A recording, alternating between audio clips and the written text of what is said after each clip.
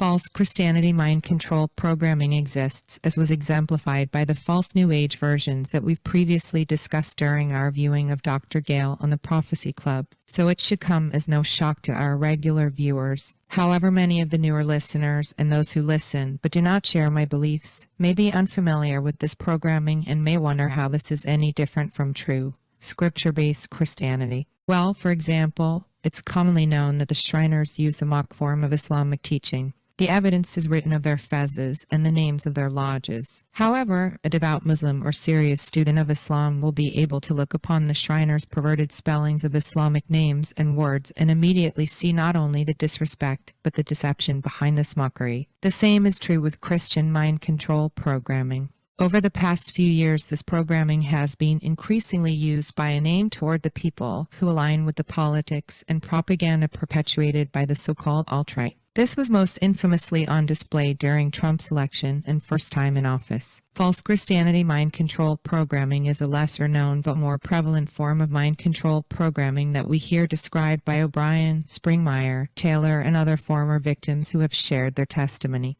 I know that some of you hate this man for whatever reason, or at least the human love that you should at least have for a bum on the street is somehow missing when it comes to this rich and arrogant jackass of a man. But I will remind you that unless Mr. Mandela and the wizards at CERN have changed your personal Bible, mine still says love your enemies, pray for those who misuse you, and that the Messiah's main concern was for the lost and sick. Your Mandela-affected Bible must tell you to only pray for people whose personality you enjoy. Okay.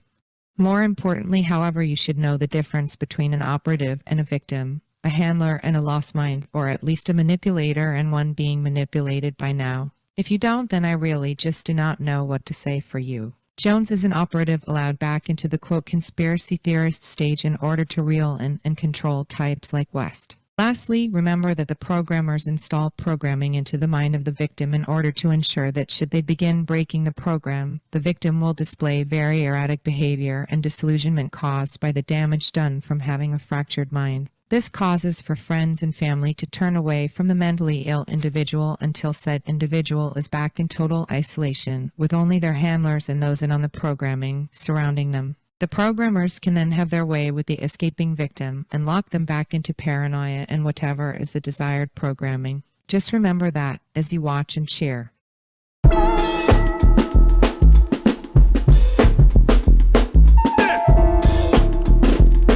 From the makers of that fire content. What up, though? Trick, the documentary series is available on YouTube. Subscribe to the channel and let's unplug them from the Matrix. Be sure to like and subscribe and catch the vibe in the name of King Jesus.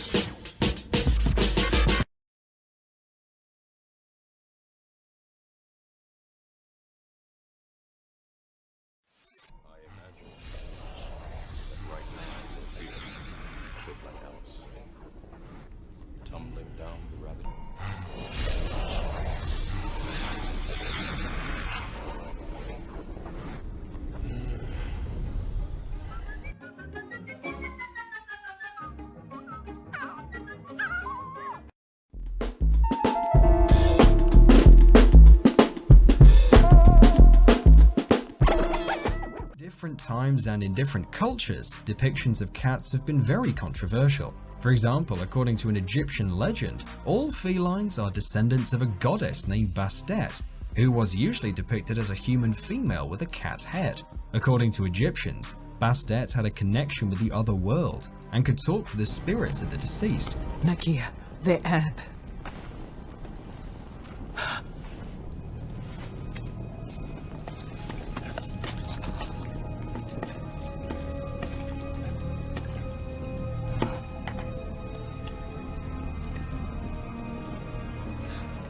call upon the ancestors. I call upon Bast.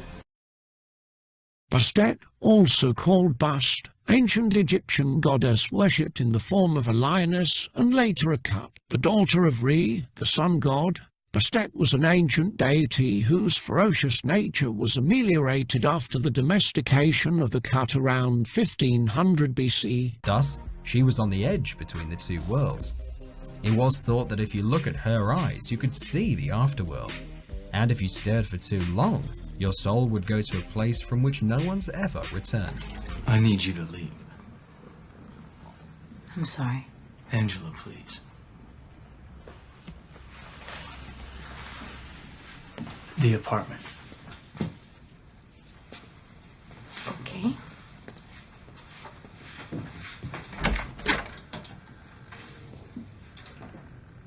Be careful with that cat.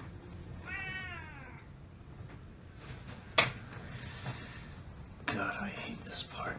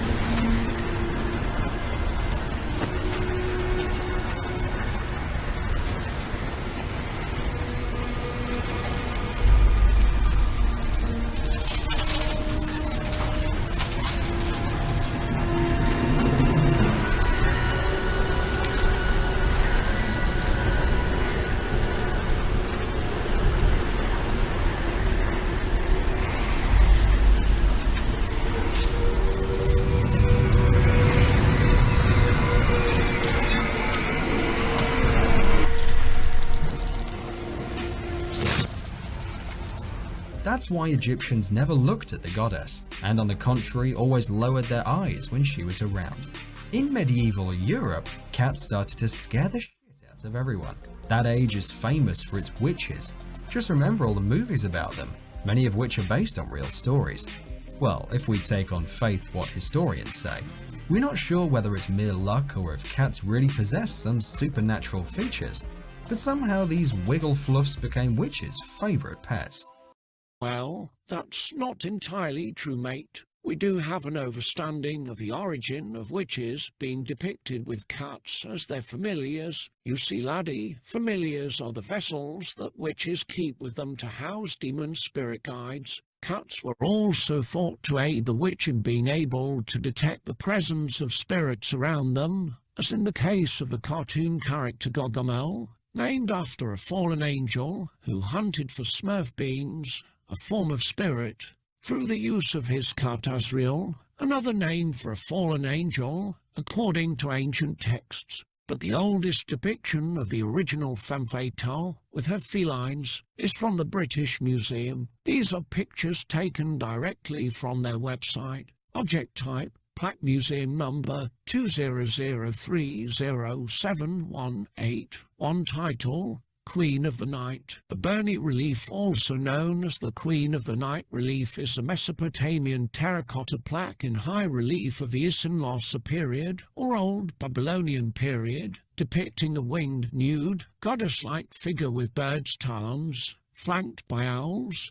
and perched upon two lions. The relief is displayed in the British Museum in London, which has dated it between 1800 and 1750 BC. It originates from southern Mesopotamia, but the exact find site is unknown. Apart from its distinctive iconography, The piece is noted for its high relief and relatively large size, making it a very rare survival from the period. The authenticity of the object has been questioned from its first appearance in the 1930s, but opinion has generally moved in its favour over the subsequent decades. Historians of both witchcraft and ancient occult symbolism recognise this as a depiction of the queen and mother of witches, and she is known as the original mother goddess. The depiction of her with her familiars, felines and owls, became the template for our modern-day depiction of Halloween and witches with black cats and owls. These familiars were said to be among the first of many hybrid animals developed through the genetic manipulations described in the book of Genesis chapter 6,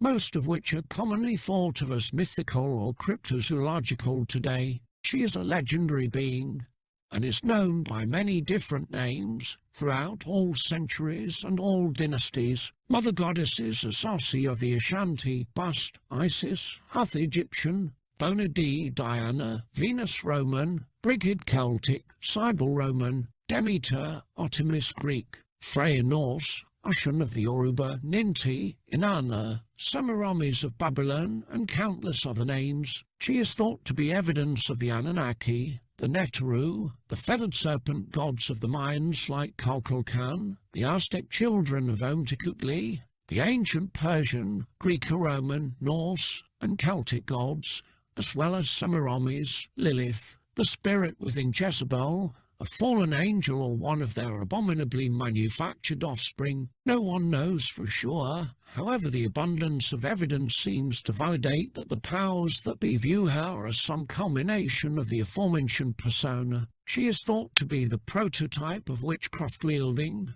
mother goddesses. Like the fallen, this lying spirit deceived men and women to see her as their ancestor and helped to further the ungodly delusion of the divine right of kings and queens. 1 Samuel chapter 8, verses 6 through 22. Description: rectangular fired clay plaque, modelled in relief on the front depicting a nude female figure with tapering feathered wings and talons, standing with her legs together, shown full frontal, wearing a headdress consisting of 4 pairs of horns topped by a disc, wearing an elaborate necklace and bracelets on each wrist, holding her hands to the level of her shoulders with a rod and ring in each, figure supported by a pair of adult lions above a scale pattern representing mountains or hilly ground, and flanked by a pair of standing owls, fired clay, heavily tempered with chaff or other organic matter,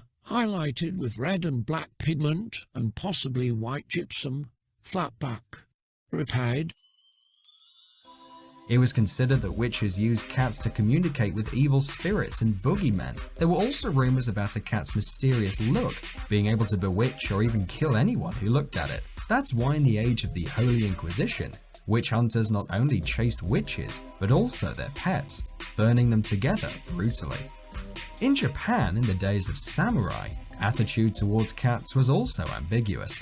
Superstitious Japanese distinguished 2 different supernatural cats, the bloodthirsty werewolf cat, Nekomata, and its antipode, the cat of luck and happiness, Maneki Neko.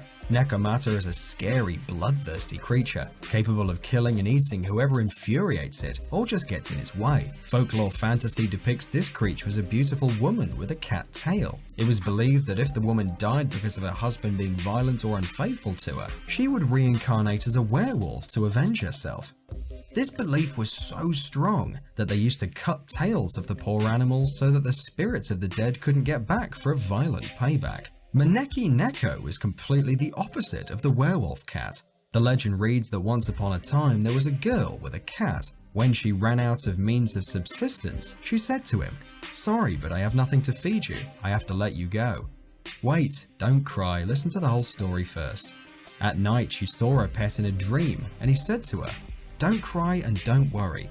Make a statuette of me and sell it and you'll be okay." In the morning, the girl made the figurine of a welcoming cat, because why not? She had nothing to lose. And sometime after, a random passerby bought it for a decent price.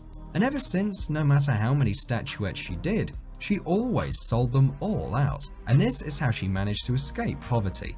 Meanwhile, the cat and its welcoming paw became an international symbol of luck. There is every likelihood that this fuss about cats aroused because of their inviting look. Oh, those beautiful whirlpool eyes sparkling wickedly in the night. Really fascinating.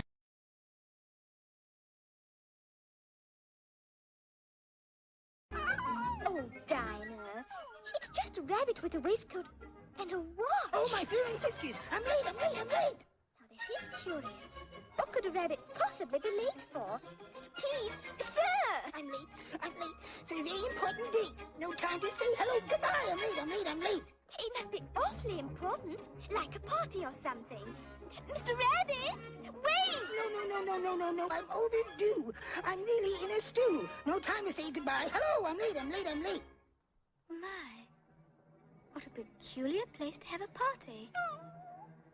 You know, Dinah, we really shouldn't be doing this. After all, we haven't been invited, and curiosity often leads to trouble.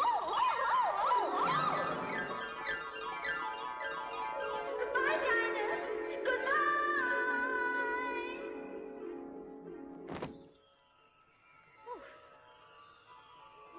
Well, after this I shall think nothing of falling downstairs.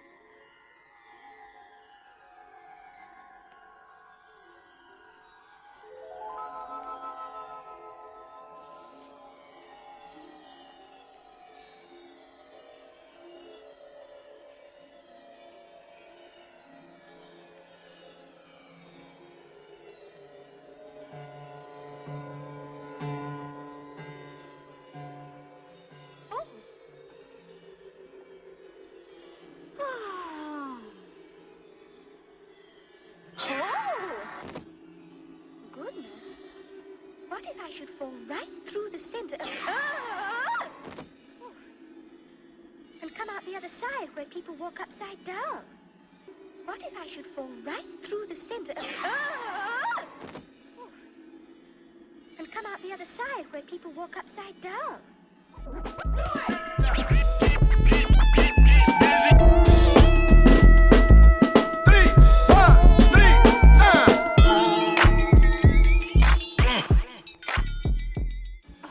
Silly. Nobody... Oh! Oh, Mr. Rabbit! Wait!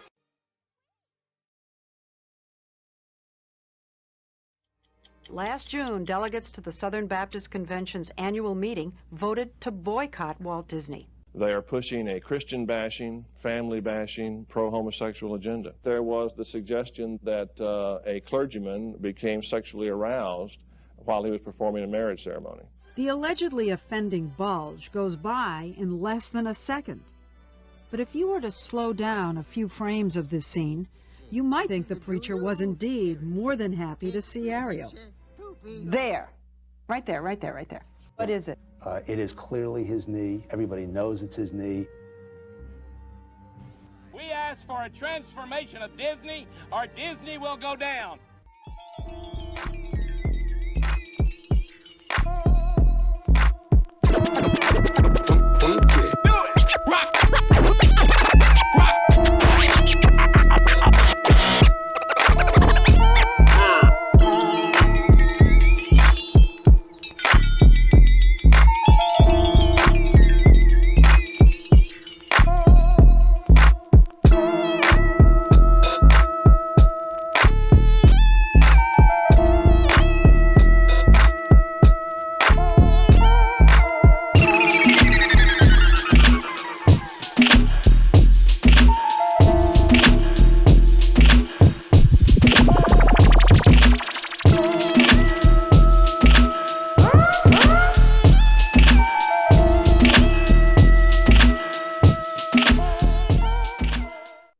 Spending too much time looking for things that aren't there.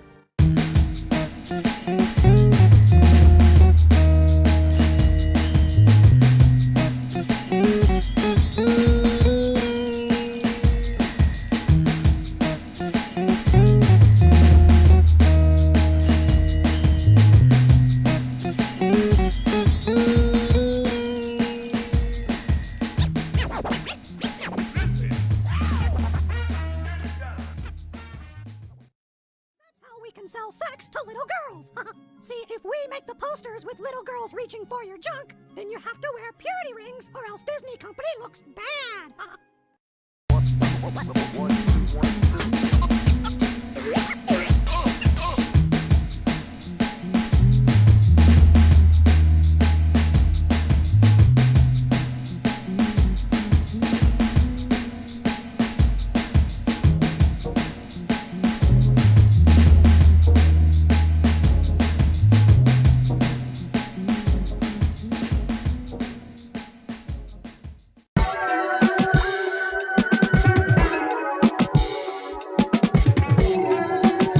Someone from the old school with a good sense of honor.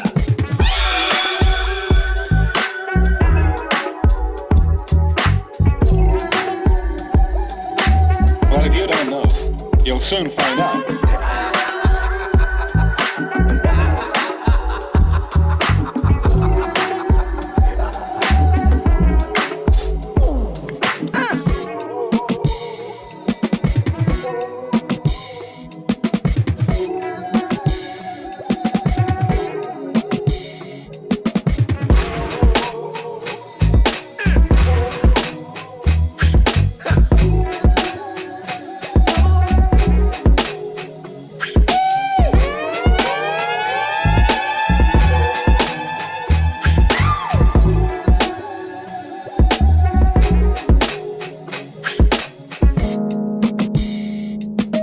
Well, it's very simple.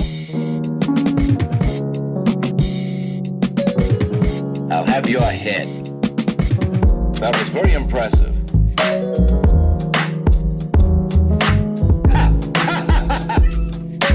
All right, come with me. Don't order me around. We've got to get that guy. Come on, then. Just try.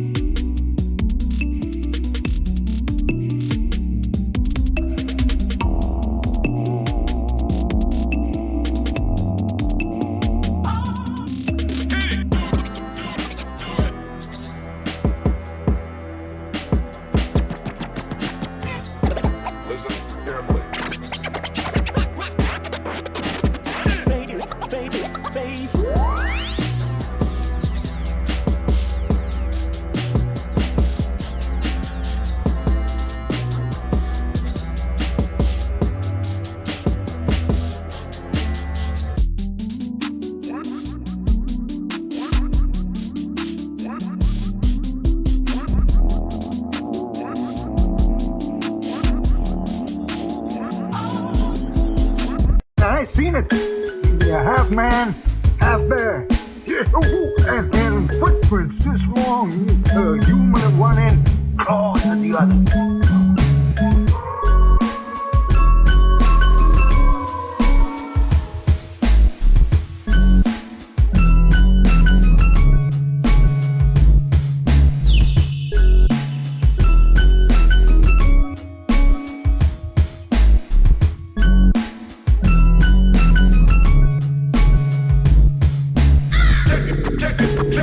Check it out. What? Go on.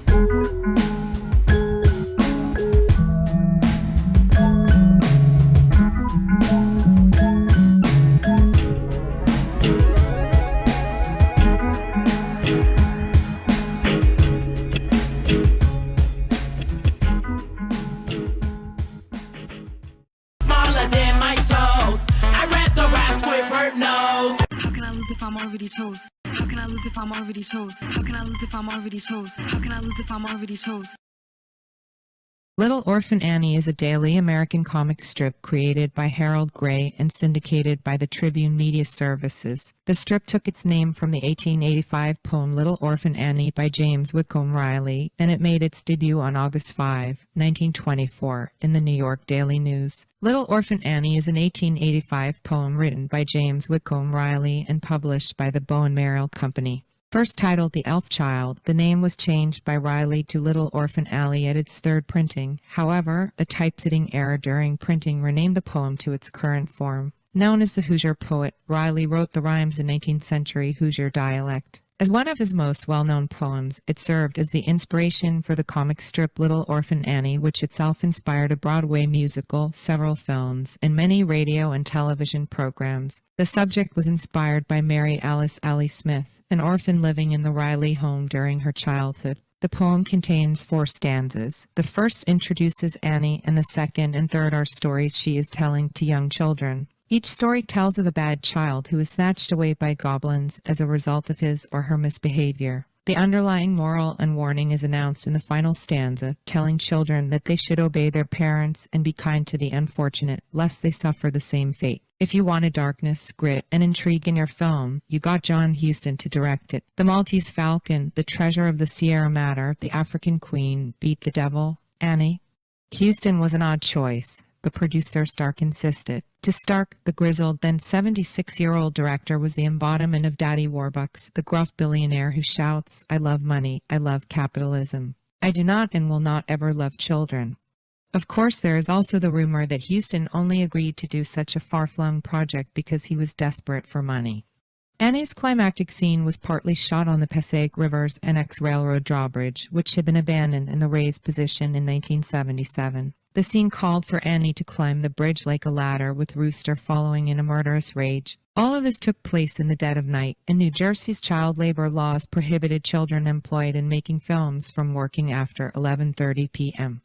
and before 7 a.m. More night hours would be needed to complete the shoot, and the state government was accommodating, with Governor Brendan Byrne helicoptering to the set to sign a bill amending the law, which now allows the Commissioner of Education the authority to amend the hours of the day during which a minor may work, but not the total hours. I don't know for sure if you caught that. Yes, I said the governor actually flew to the set by way of helicopter to sign a bill, actually allowing children to work in the wee hours of the night. This changed a law that had been put in place, supposedly, to protect children. So we are to believe that the New Jersey governor thought this work of fiction was important enough to fly in by chopper, as if it were some life-or-death emergency. No, he was likely part of the networking and trafficking cabal and knew the importance of the film being used for mind control. Yeah, that part. Annie was yet another piece of American popular literature, which was adapted into a stage play and then a film. It was made by adults and was marketed to and centered around children. The story focuses on this lonely but opinionated little red-headed orphan girl who has no one to talk to except her dog, Sandy. An old, rich man adopts her and brings her to live with him in his lavish and stately mansion. She calls him Daddy, and oh, by the way, he hates children,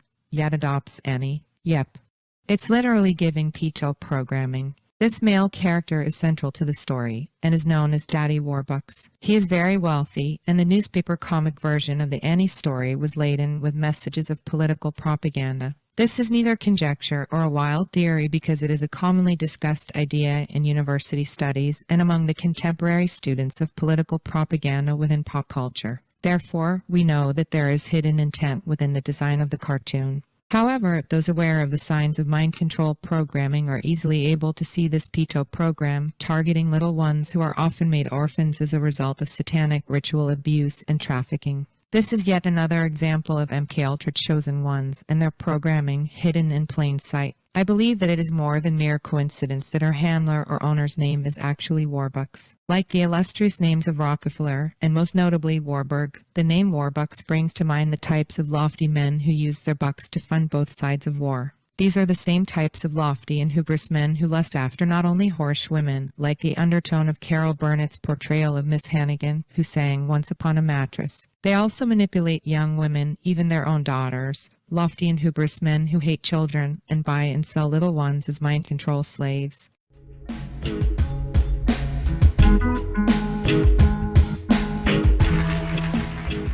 Mermaids are used to symbolize the altered state that a mind control victim or target is now in due to a traumatic but transformative process. They are programmed to believe that, like the mermaid, although they are uniquely disfigured, they are actually much better off in their newly realized, fantastic state. The light-hiddenness from lack of oxygen is symbolically represented by water themes and is indicative of being stuck in a disoriented and twilight mind state. The mermaid stories that are prevalent and often repeated within pop culture center in on the idea of one being content in whatever state one is in, even when that state is a mind-altered monstrosity when compared to your unprogrammed, natural self.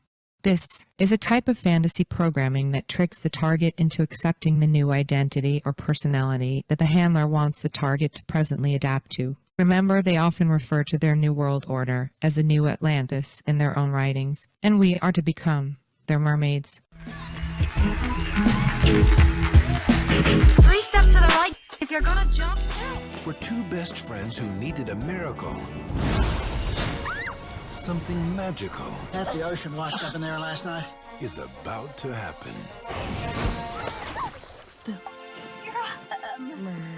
Mermaid. How did you get in here? I use these.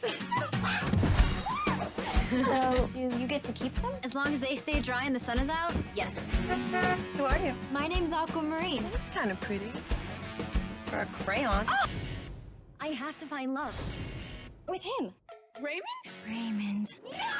Raymond's way too popular. Hello?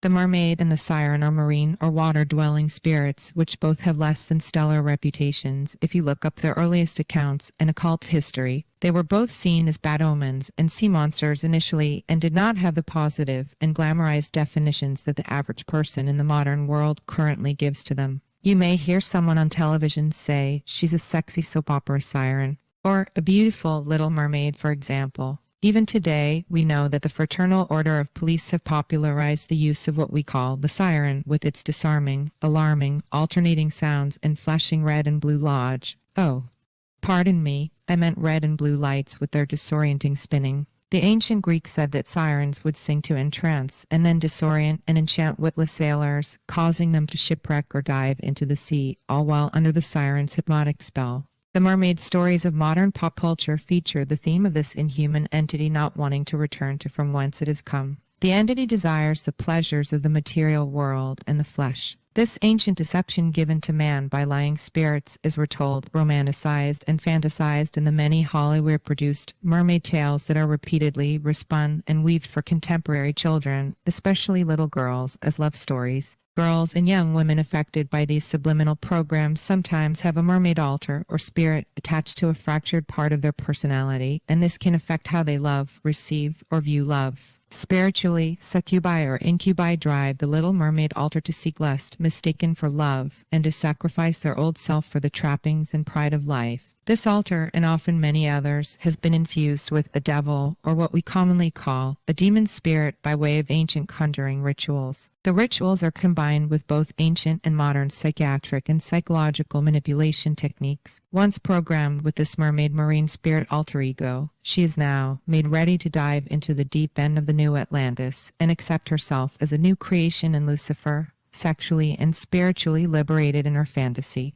Yet, in reality, she is in bondage to an insatiable and unquenchable spirit of lust, which can for years be guarded by false pride in her new identity. These altars will often deal deeply in New Age religion. Unplugged calls it New Age, Sioux Age. The so-called handlers of mind control victims, as well as the secret societies of the world, use New Age Atlantean ideas to keep the naturally curious mind of the subject submerged in enchantment. The former use it to condition the isolated, targeted mind control victim, and the latter use it against all of us. I don't know what you're talking about. 3 steps to the right if you're gonna jump, jump.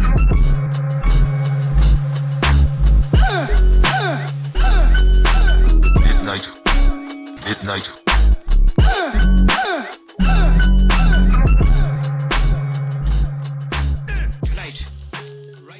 From the Global Post, February 12, 2012, Johannesburg, South Africa. A mermaid-plagued dam in Zimbabwe is up and working after traditional healers brewed beer to appease the mischievous water spirits. The mermaids had harassed workers installing water pumps at a dam near the small town of Gokwe in northern Zimbabwe, according to local media reports. Water Resources Minister Samuel Saipa Nkomo told a Senate committee last week that work on the pumps at Gokwe Dam had stopped after terrified workers complained of machines breaking down under mysterious circumstances and blamed mermaids, the state-run Herald newspaper reported. Nkomo said the same problem had been reported at Osborne Dam, near Mudare in the country's east. He called for traditional rituals to be performed at the dams, including traditionally brewed beer, to rid them of the mermaid menace. At Osborne Dam, divers had been sent down to investigate the cause of blockages in the pumps, but returned to the water's surface vowing to never go back down, the South African Press Association reported. We even hired whites thinking that our boys did not want to work, but they also returned saying they would not return to work there again, Nkomo told the Senate committee. The problem at Gokwe was reportedly solved late last week when the Water Ministry hired traditional healers to conduct rituals. The traditional leaders held a ceremony in which they slaughtered cattle and brewed beer to appease the water spirits. See, because that seems like everything I say on your Joe Rogan podcast, people don't believe me. Oh, so they don't believe you. That's why because somebody told me not to mention mermaids. They said, Don't mention mermaids? I saw a mermaid. Really? Yeah. When? In Seychelles, Africa. You saw an actual mermaid? That's what it was. It was a swimming person. Really? Yeah. And how long ago was this? I don't know. Ask Will Sylvans. It was You think there's like a small population of mermaids that are out there? But anyway, me and this little French boy, and they said don't swim in the lagoon after dark. Everybody's up at the bar, and so everybody's gonna go down. Everybody's kind of racing now. So me and him go down. Me and him get in the water. From a distance, you see something coming like a fucking missile, but it's going fast, and we both kind of stop. And then it turns and it jumps out of the water, and it's maybe at least 10, 12 feet long, man. And it do like this, and it look at both of us and go, whoa. The water was only about this deep. Didn't make a splash or nothing. And then me and him turned the fuck around. We running, and everybody's coming down there laughing, got their drinks in their hand. We're like, no, fuck that. And the little boy in French, and his mom is apologizing to me, saying he has a very vivid imagination. He said, no, bitch, listen. We saw a fish man, and it wasn't like a mermaid. Didn't look feminine at all. Look at a man. A fucking man. Really? A fucking dude who said, get the fuck out the pool. Basically, it was like, do you know Aquaman? Yeah. Yeah. So did it look he like didn't go, a hey, fish get out person? the water. Did it look like a fish person or look like a human being? Came out. Did it have scales? It was kind of dark. Dark like a dolphin? No, but he had, the back of him was fish. The back of him was fish. His head was humanoid, eyes about so big. Then, if you Google it, the lagoons of Seychelles. Okay. And I ain't the first person to see some shit. Really? In them waters. And the guy who does the horseback riding, you can ride horses. And he said, how old are you? And I told him, he says, you're from America, right? I'm like, yeah. He says, so at this age, pretty much if you see a turtle, and I tell you that's not a turtle, he says, you know it's a turtle. You're the age, you know what you saw. Right. He says, people pay a lot of money at this resort. He says, it's maybe not a good idea to go around going, I saw a mermaid. And he goes, he's saying how long his family has been fishing in these waters. He says, and he's heard some things. He says, I've heard some things like what you say. He says, I've never seen what you say you saw, but it's not the first time I heard that. And I said, thank you. But basically he was saying, now if you ask me to co-sign that shit, fuck you. Right. But you're going to be crazy by yourself. So who told you not to talk about mermaids? Nobody told me not to talk about mermaids. You said that. I just said that. Oh. Because I'm like, if y'all don't believe the code is bear. You definitely won't believe the mermaid story. Well, I definitely believe the code is bear. Yeah, I got it from my uncle. It fleas and all kind of shit on it. Tony Woods, thanks for being here, man. Yeah, thank you. Man. Let me know when your special comes out. We'll let everybody know. I'm sure it'll be hilarious. Island mermaids. I'm trying. He's trying. If I found it, I would have. He's not gonna find it. It's in the lagoons around, like like how the island is shaped like this, and like in the lagoon part. Well, they say they've only discovered 10% of the ocean. Peter Pan, penis god, peto symbolism, and Peter Pan mind control programming. We may stand face to face with the real Midnight Horseman. Comedian Robin Williams got his break working on the Richard Pryor Show. He later became known for his unique stream of consciousness, ranting comedic style, often switching quickly from persona to persona, changing his voice to accompany each persona necessary for the joke to work. His technique was successful and made him a natural pick to portray certain over-the-top, larger-than-life, fast-quipping children's characters, like Popeye, and most notably, especially for this Unplug heavyweight chum, he portrayed an older Peter Pan. For those who study Hollywood, dissociative identity disorder, and behavior modification techniques, it is whispered that Robin had all of the characteristics and qualities that would make even the most discriminating researcher question whether he was under mind control. We can never be certain, but upon examining the circles that he found himself in, and the levels of success and acclaim he received, we can come to a hypothesis that he likely was not only under MKUltra-styled mind control, but that he also was used as a facilitator of mind control on others. The fact that this grown man was so heavily marketed towards children is also suspicious, considering the environment of Hollywood, as well as the time within which he achieved his greatest fame. We can agree that these were the Weinstein and Epstein years in which Hollywood thrived, and the box office considered Williams a family blockbuster guarantee. Many celebs feel great torment and anguish upon coming to grips with the things that they did in their youth in order to acquire the fame and fortune that they now have. Some see the futility of it all late in life. Those raised with so-called religious or spiritual beliefs may feel remorseful, repentant, or destined for damnation. For whatever reason, whether it be due to newfound parenthood, spiritual maturity, bodily infirmity, or guilt, some attempt to leave this world by self-murder. Others attempt to get out of the web they now in, which is never as easy as most of us on the outside of these societies think it is. Those unable to find a way out through Almighty God and His Word are often suicided. We hear of them as having overdosed, which is something that people who have known as many hard street drug addicts as I have rarely hear of happening yet. In Hollywood, folks who want out are often found overdosed or suspiciously suicided. On August 11, 2014, Robin Williams was found dead in his home in Paradise Cay, California. The actor was discovered with a belt around his neck, and investigators later found cuts on his left wrist. Tragically, it was soon confirmed that Robin Williams died by suicide at the age of 63.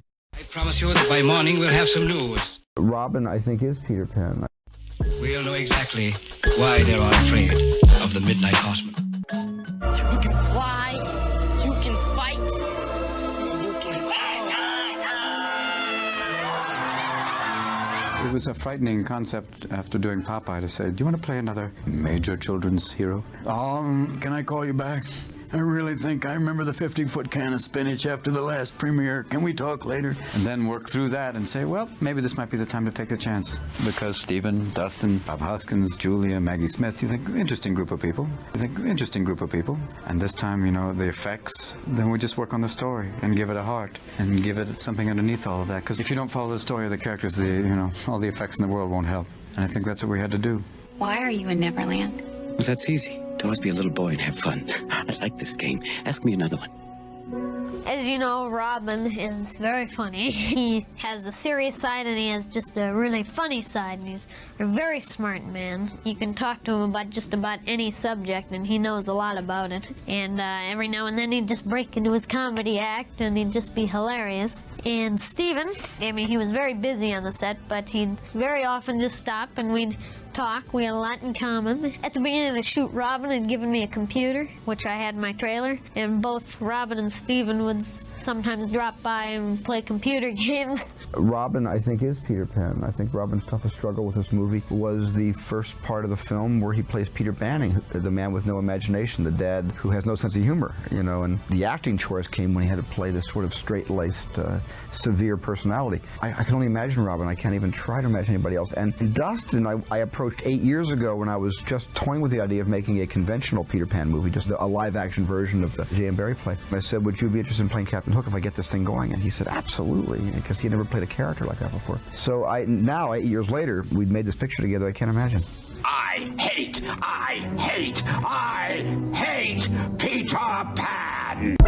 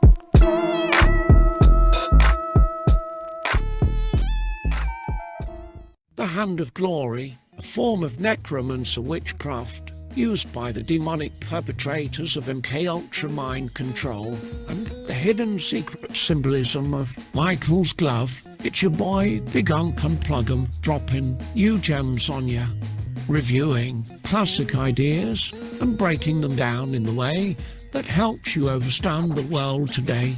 All praise to the Most High, in the mighty matchless name of King Jesus. From www.bibliocaplades.net. Seeing what is known to practitioners of satanic arts as a hand of glory, a severed left hand as was suggested by the hook on Captain Hook in Disney's adaptation, will induct people who are predisposed to being highly suggestible to subliminal cues into Peter Pan programming. Books describing the occult use of the Hand of Glory in Ireland go back to the year 1830. It is an ancient practice. Baring Good's book, Curious Myths of the Middle Ages, describes the recipe for using the Hand of Glory as a gruesome lantern during the witchcraft of the Middle Ages. Tinkerbell programming, the Never Grow Up / alien fantasy programming, arrested development spirit and spirits of immaturity, fantasy lust, resignation from life. Captain or forms of the word captain represent the programmer in Peter Pan programming. Tinkerbell is a young alter created under Peter Pan programming. Trans-dimensional travel right from your own backyard. The dimensions of your pyramid are to be 9 by 9 by 9 by. Alien programming by NWO also involves Peter Pan programming. Ride the light, Peter Pan programming, meaning to go into hypnotic induction attached to a light that is seen when given a high voltage shock. This is given to make experiences seem like in another dimension. This next excerpt is from Transformation of America by Kathy O'Brien. I soon learned that everyone associated with Grammy Award-nominated singer of the 1966 hit song There Goes My Everything country music star Jack Green was involved in his CIA Freedom Train operations. When I told Green that my friend and I would not be returning on Friday night due to attending the Grand Ole Opry, he told us that he would be working the Opry that night. He made arrangements for us to come backstage and see him immediately following his segment. He explained that the security guard at the Opry, Nashville Metro Police Lieutenant Bob Ezel, was a good friend of his and would let us in. At the Opry, my friend and I sat in the audience watching as Jack Green introduced his special guest, United States Senator Robert C. Byrd. At the sight of Byrd, I went into a preconditioned deep trance and robotically went through the motions of following Green's instructions. Once backstage, Green pointed out his dressing room, which he was sharing with Senator Byrd, and ordered me in. The personality that had been sitting in the audience had perceived Bird as an entertainer and could not or would not think further. But as I walked into the dressing room and saw Bird perched on the edge of the mirrored vanity in his boxer shorts, I switched into the child personality that had known him as a U.S. Senator on Mackinac Island since age 13 and responded sexually. Afterward, Bird was claiming me as his, excitedly telling me that he had always wanted his own little witch. I soon learned the enormity of this statement. Jack Green's band member, Wayne Cox, later told me that playing music behind Senator Bird at the Opry was not the only way he backed him. He also backed him politically and in Freedom Train operations. Cox then made arrangements for my friend and me to stay the remainder of our trip at his trailer in Hendersonville, Tennessee. There was no choice but to comply. The following night, after Jack Green completed his show at the Black Poodle, he drove my friend and me to a nearby participating after-hours club, the Demon's Den. There, Cox was to pick us up and take us to Hendersonville. Instead, we were slipped a drug and taken on a tour of Union Station, Nashville's then abandoned train station, where supposedly the only train still running through there was the Freedom Train. Senator Roberts' attempted cultivation of superstition through my Catholic schooling should have maximized the impact of the occult ritual I was subjected to in the tower of the old stone and slate turn-of-the-century train depot.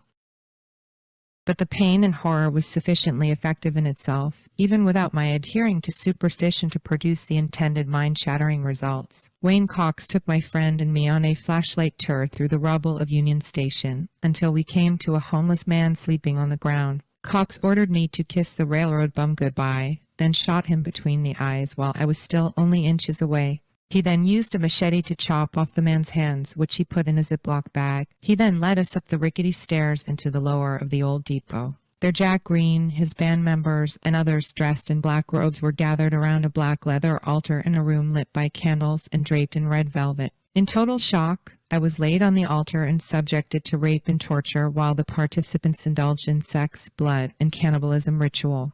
The next day I woke up on Cox's couch, vaguely aware that I had suffered a bad nightmare. When I stood up, I passed out from blood loss. I was bleeding profusely from the vagina. It was all I could do to prepare to drive back to Michigan, and my friend was certainly not in a stable frame of mind to help. I did not know what happened to me, nor was I able to question it. I had a new obsession on my mind. I had been programmed at the ritual to move to Nashville and marry Cox, as ordered by Senator Bird. Back in Michigan, I made the announcement to my parents that I was moving to Nashville to marry Cox, as it was predestination. What they would not tell me was that my father had just literally sold me to Senator Bird in exchange for lucrative military contracts that made him a millionaire overnight. A millionaire on a 6th grade education. A perverse child. Exploiting criminal, immune from prosecution, working as a CIA operative for the U.S. government. That mind-blowing occult ritual I endured in Nashville marked a new life of wealth and prestige for my father while thrusting me into a new phase of my torturous existence, and I had no choice in any of it. Chapter 5.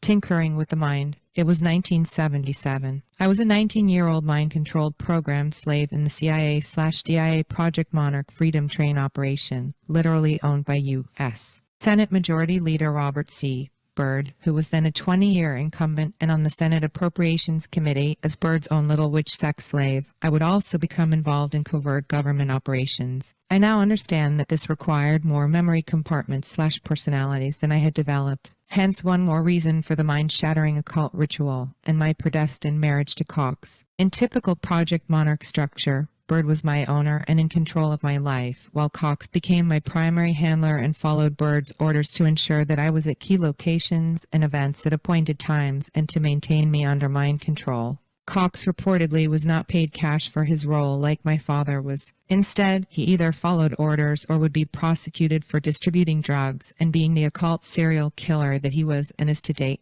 Cox's primary role was to shatter my mind further through repeated occult trauma, as well as father my daughter, Kelly, to be raised in the genetic mind control studies of Project Monarch. I moved to Nashville as ordered to marry Cox, who took me to the backwoods of his hometown swamp in Chatham, Louisiana for months at a time for occult traumatization. Cox had been brought up in witchcraft by his mother, and admittedly longed for her sexually and ritually. Together, they subjected me to their beliefs, which included what equates to a weakened version of mind control used by witches for centuries, anchored in superstition rather than scientific fact. These superstitious beliefs seemingly conflicted with Cox's mercenary training to the point that his killing raged out of control. For example, Cox would murder a human through repeated stabbing with a knife, believing that the departing spirit and splattered blood gave him power to control my mind. In truth, it was my aversion and subsequent traumatization by the event that caused me to dissociate and trance, leaving my subconscious open to his suggestions and those of others. During the 3 years I was with Cox, he ritually impregnated and aborted me 6 times, consuming several of his own offspring and preserving the others shaped in ceramic for sale in his interstate occult body parts business. Cox's modus operandi for murdering always included removing the hands with a machete, as the hands of glory he kiln dried in the ceramic shop of his and his mother's house were in demand and thus distributed throughout the occult underground supply network. Cox's protected cocaine and body parts distribution routes included Texas, Arkansas, Mississippi, Tennessee, and Florida.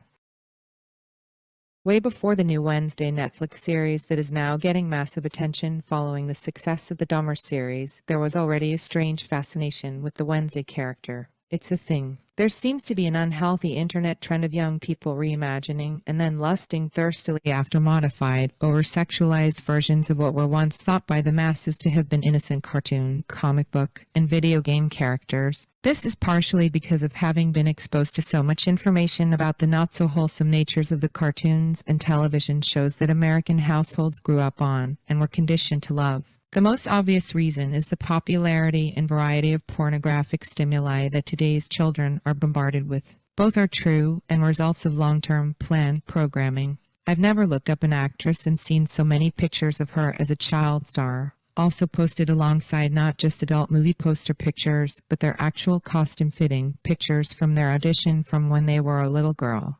This tells me that although I didn't know, the internet certainly knew that cosplay and fantasy lust groups, as well as pedo perps, have a thing for Wednesday Addams. And yeah, it's pretty sick. Netflix gets yet another, well-deserved nasty award for that one. The programming here is simple and in line with prior inappropriate Netflix offerings like Dahmer and Cuties, keeping in line with the theme of the mass mind control programming that the New World Order news media keep conditioning us with. Rebellion, murder.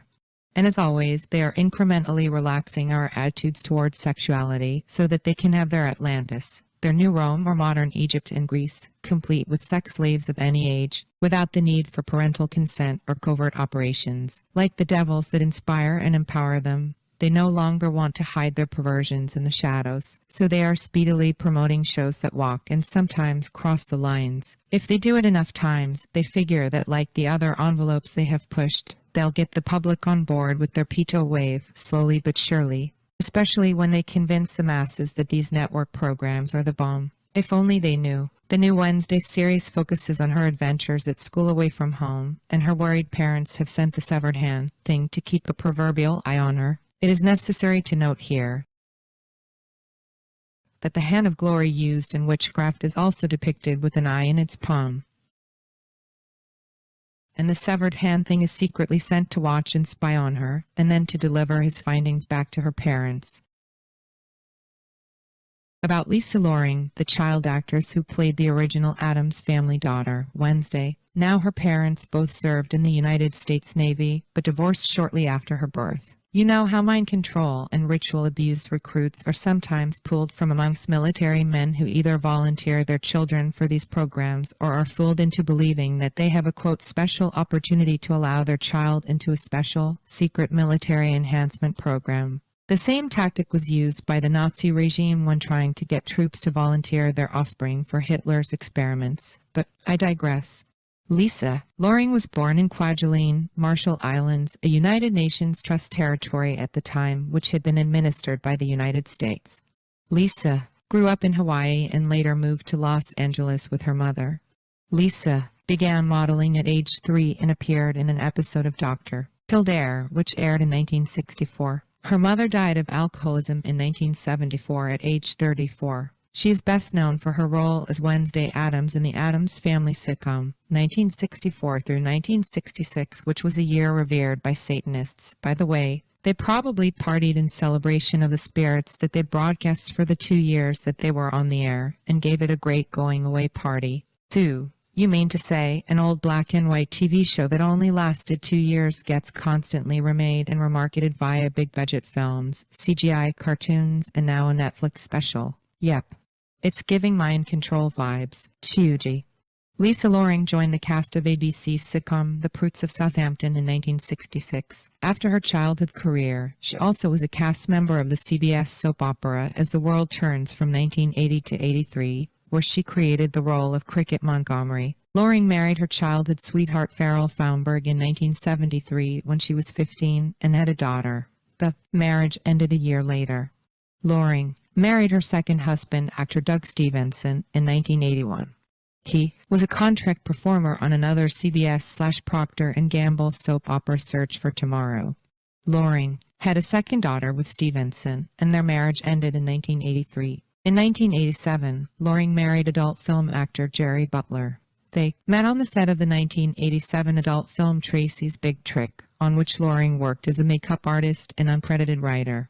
In the ensuing years of their marriage, she voiced her dissatisfaction with Butler's continued involvement in pornography, and eventually Butler began secretly participating in porn shoots without her knowledge. In an interview with Dateline NBC in the 1990s, Butler described himself as addicted to the lifestyle, ashamed of his clandestine behavior and its effect on his marriage. The couple later appeared on the Sally Jesse Raphael show, again discussing the damage Butler's porn career was causing to their marriage. Butler and Loring divorced in 1992, which was also the year he began to exit the hardcore industry. The sad truth is that many of the aspiring actresses and actors who exit the countless planes, trains, and automobiles coming to Hollywood don't actually make it. Most end up in low-end jobs, community poor houses, on the streets, or trapped in the sex trade. In places where there is such a huge gap between the haves and the have-nots, it's common to find a busy red light district, a bustling black market, and a wide range of underground sex workers to satisfy the kinks and perversions of the wealthy and privileged. It is also a place where you can find many of these powerful men engaged heavily in the occult behind closed doors. That's not by chance. Many who come to Hollywood are bedazzled by tales and myths of ways to capture an audience and keep them spellbound by little-known means. These trade secrets are kept among the most powerful, the insiders, and they charge a hefty tuition to the curious artist who desires to be a student of the craft in hopes that they too can benefit from the power of the secret knowledge. It is a magic used to captivate women and children and drive men to envy. The greatest entertainers know that this secret power is the true way to gain power and success in the devil's world. He needs the human vessel and God-given talent that only the blessed possess. And on that foundation, he can give a man the magic to transform himself into a legend, a star of epic and mythical magnitude. Dustin's more of a method actor, and he was Captain Hook the whole time we were on the set. You know, he had his accent, he still had the costume on a lot. But, I mean, he wasn't mean like Captain Hook. He was still nice, and he'd talk to you, and we had a lot of good conversations. The arts are the work of the profession of the child. I've heard painters say when they come over to visit, they look at the walls of our kids and they see the paintings, finger paints, or whatever the drawings or oils that we have up of what our little kids did. And they, more than one, said, why can't I do that anymore? And there's that kind of spontaneity, touching that part of yourself. Oh, remember, Peter? The world was ours. We could do everything or nothing. All I had to be was anything, because it was always us. I mean, I think that's one of the main reasons why I decided to do this film, because I do think that as much as at this point Pretty Woman has become like a children's film, there are a lot of kids who've seen that movie, I wanted to be involved in something that was geared towards children and sort of be involved in creating a situation for families to be together, you know, for parents and children. So I think it was a nice sort of change of pace in a way, but it also had a lot of different pacings to it, you know, what with all the things sort of that it took to, you know, make a 7-inch high Tinkerbell, you know, so it was definitely a different experience. Jack, Maggie, all you have to do is think one happy thought and fly like me. People said, "Do you have fun?" Damn straight. It was bliss to fly, to get to fight, you get to crow, you get to be on these amazing sets, you get to be in Neverland, you get to do all of this stuff. It is fantasy, and it was extraordinary, and it's magical. I saw it, and I went, it is magical. It has a magic to it. It is something you go, it's there, and that's worth it for me. I believe. then click your heels 3 times and say there's no place like Mulholland. It's been fun too, like having all the celebrities come visit the set. Did that get distracting for you? No, because some of them I already knew, and I know they're just people. I mean, unless they're really weird, like Prince or something, who came by. He had these big 6-inch wooden platform shoes, and he was wearing this really skin-tight, bright yellow leather suit with a collar up to here and everything. It's kind of odd. Fire! What am I, in Congress? See? Laughter is the best medicine. Please, sir, I'm in so much pain. Shut up and listen to my material. What's this? Bedpan? Peter Pan. Peter has long been used as a slang term for a penis. Peter Parker takes on new meaning now, doesn't it? Pan is a word for an ancient god of nature. He was the original model for the Pied Piper, luring away children into the forest to be his sacrifices. We use the word pan today as in terms like Pan-African, or as in the pan knob used on a studio mixer to mean all or many. In ancient times, the god or goddess was seen by people as their all. Even in cookware, the right-sized pan can be used to cook or contain everything at once. The first use of the term Peter Pan came from hospital bedpans, which male patients used to relieve themselves in, hence the name Peter Pan, or a pan for your Peter, so to speak. This points back to early hospitals being involved with the abuse of young boys who found themselves admitted as patients in these horrifically negligent institutions. Getting a boy to use the Peter Pan was a subtle and twisted invitation for him to unzip his pants. Oh, next stop is Neverland. Come, Wendy, fly with me. Ho-ho. Meanwhile, Michael is protesting. I don't know, baby. It was strange enough when Michael was the best man at Liza's wedding. That, for me, it was like, you're pushing the term, my man. That was a pretty short list. Who, was Richard Simmons hunting? What happened? What were you doing? I'm the best man.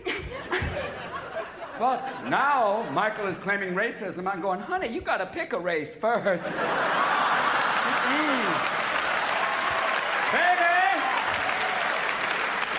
What are you claiming? Mistreatment of elves? What are you saying? Girl, you gotta pick a gender too. What are you going for? You were Diana Ross. Now you just left it all behind. Wasn't it you who said, Jew me, sue me, kite me, kick me, woo? No, too late, baby. And Michael, you're not a freak. You're just, well, surgically enhanced. And you've spent more money than the Vatican, so let's not talk right now. Shh. If you go to Neverland, it says you must be this high to ride Michael.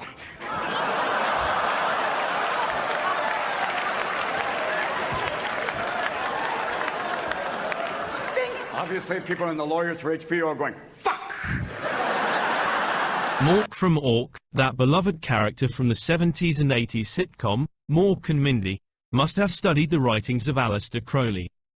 Well, the likelihood is that either the writers of the sitcom, Robin himself, or both, were students of occultist and Freemason, Aleister Crowley. Crowley challenged his students to not only walk backwards and talk backwards, but to also find every way they possibly could to do things backwards. So of course, backwards dressing Chris Cross, and backwards walking Michael Jackson would have to have had a song together. Wink. Backwards walking Michael has more than this in common with backwards sitting Robin, as we will soon see. But the hermetic inversion symbolism found throughout the sitcom Mork and Mindy is nothing short of staggering. Robin appeared to be a clean-cut family man, but his former prior show castmates have exposed his heavy cocaine use, and his struggles with sexuality are all but evident in his demeanor. Straight men just do not move and speak certain ways, even in jest, and during Robin's heyday the torment of living a double life because of compromising one's sexuality was especially dangerous with the added fear of the AIDS scare, which came right on the heels of the 1960s and 70s false advertisement for free love, sex, drugs and rock and roll. The rainbow suspenders are only a dead giveaway today. In those days, the image crafted for Robin, which happens to be a unisex or duality name, was the safe image of a quirky, childlike man with boyish innocence and charm. Nowadays, we consider him to have been a tormented man, overrun by secrets and a rapidly growing irrelevance. A man who suffered silently with severe mental health issues. The symbol of the triangle as a symbol for gender is universally known and understood. Pointing up, to symbolize the male parts for obvious reasons. and pointed downward, in the V shape, to represent the female reproductive area. Mork wears the pyramid pointed down on his trademarked space costume.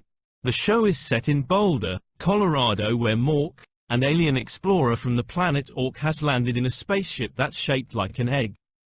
Ladies and gents, need I remind you of the story of the Queen Mother Goddess, Inanna, Ishtar, reportedly coming to Earth in a space egg, which is the origin for the pagan Catholic Easter or Ishtar bunny story.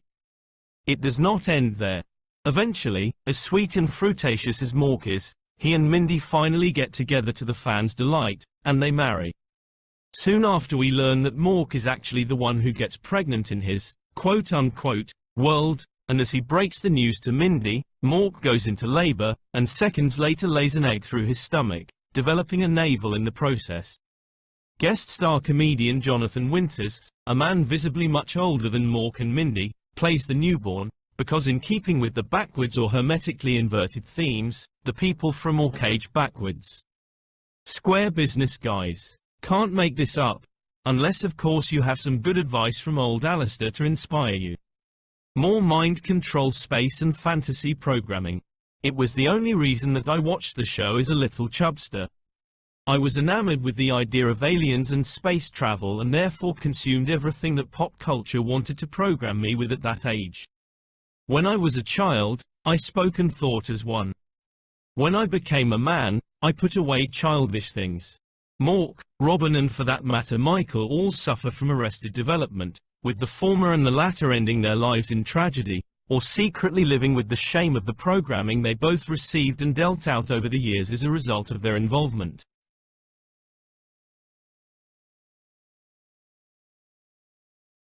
Robin, I think, is Peter Pan. Robin, I think, is Peter Pan. No, I am Peter Pan. No, I am Peter Pan. Peter Pan. Why is Peter Pan a figure of such interest and inspiration to you? Because Peter Pan, to me, represents something that's very special in my heart. You know, he represents youth, childhood, never growing up, magic, flying, everything I think that children and wonderment and magic, what it's all about. And to me, I just have never, ever grown out of loving that or thinking that is very special. Do you identify with him? Totally. You don't want to grow up? No, I am Peter Pan. Are you not your Michael Jackson? I'm Peter Pan in my heart. From Thanks for the Memories, The Truth Has Set Me Free by Bryce Taylor. Chapter 21, The Hollywood Connection. Michael Jackson. Michael Jackson was just a little boy of 4 or 5 when I accompanied Bob Hope to a place where they were filming up-and-coming talent for television. Bob told me he supported and sponsored the Jacksons, getting them a professional foot in the door. Their father brought the boys in, and I remembered seeing them taken into a side room where bright lights were on. They all had to drop their pants, and before their performance, a big man raped each one of them in a lineup. Then they were taken to a different room and dressed in little suits and sent onto the stage to perform. Due to the mind control I was under, I'm not sure exactly where we were, but feel that it was the early days of the Ed Sullivan Show. I watched as Bob, dressed in a gray pinstripe suit and bow tie, with white shoes, shook hands with Ed, and then the Jackson boys went on. They were made into a sensation and famous on purpose, so that they could be used in the future to influence large audiences. Bob and his connections knew that all they needed was some talent, makeup, costumes, lights, glitter, and lots of publicity. He said publicity was the most important ingredient.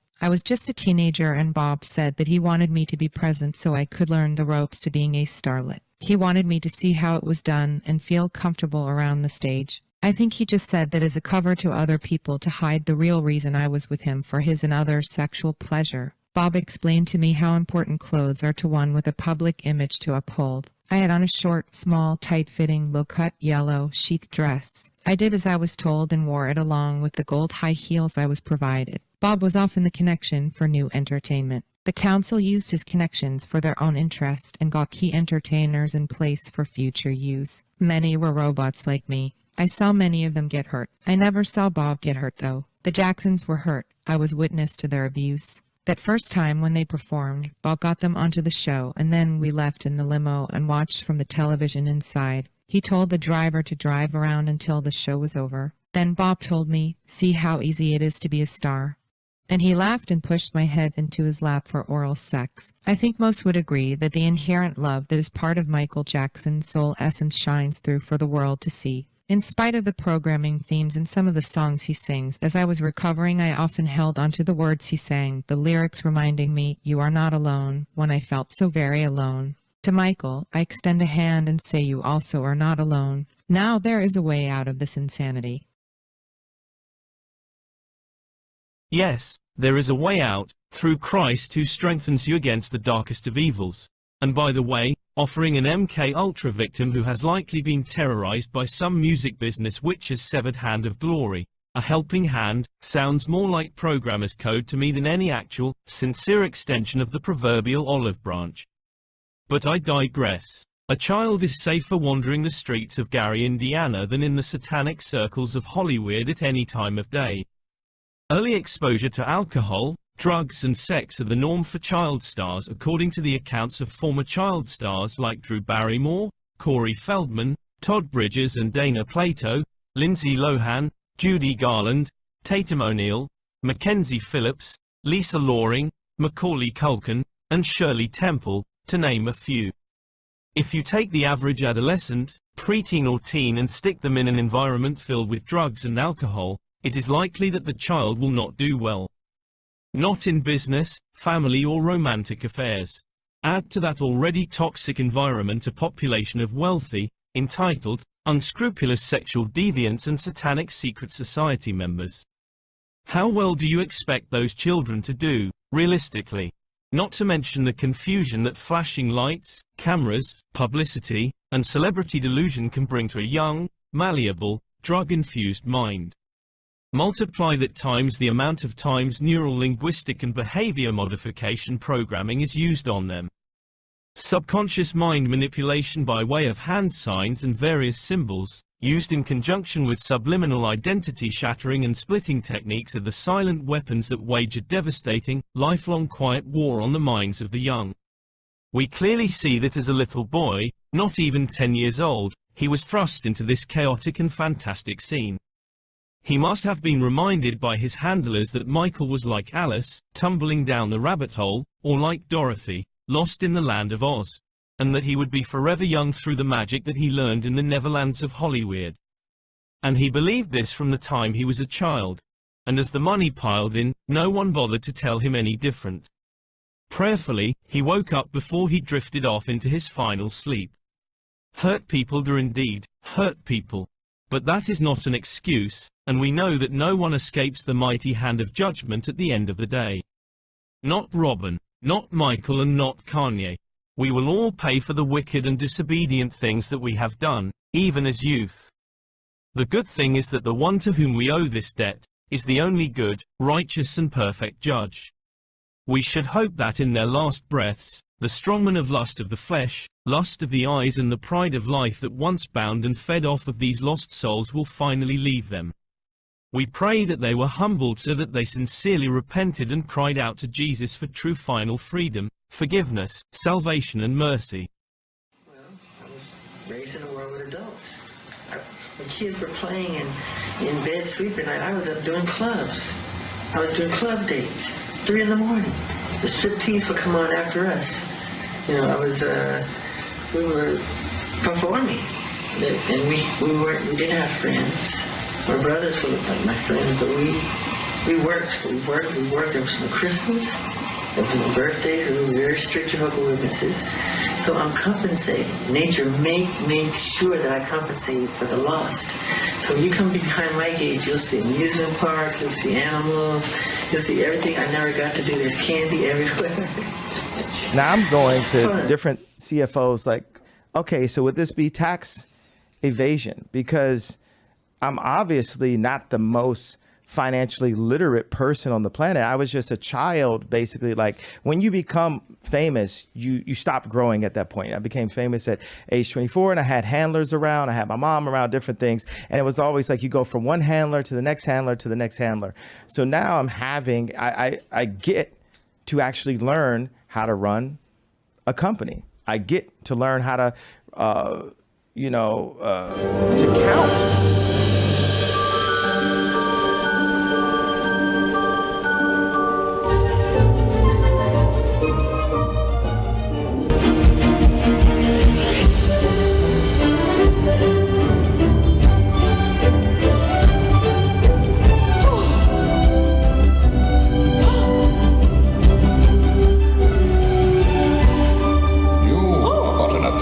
Yes, Mickey. Someday, when you learn the secret of the map, then you may join the others. Gosh. Mickey Mouse programming to make effeminate males, Uzi Vert and Disney Magic's Hocus Pocus. Wherever we find cartoon characters with liminal or subliminal gender confusion programming, we can suspect mind control programming. Especially if those characters come from Disney. No one company that claims to be as family-oriented and wholesome has ever come under as much fire from Christians and concerned parents than the Walt Disney Corporation.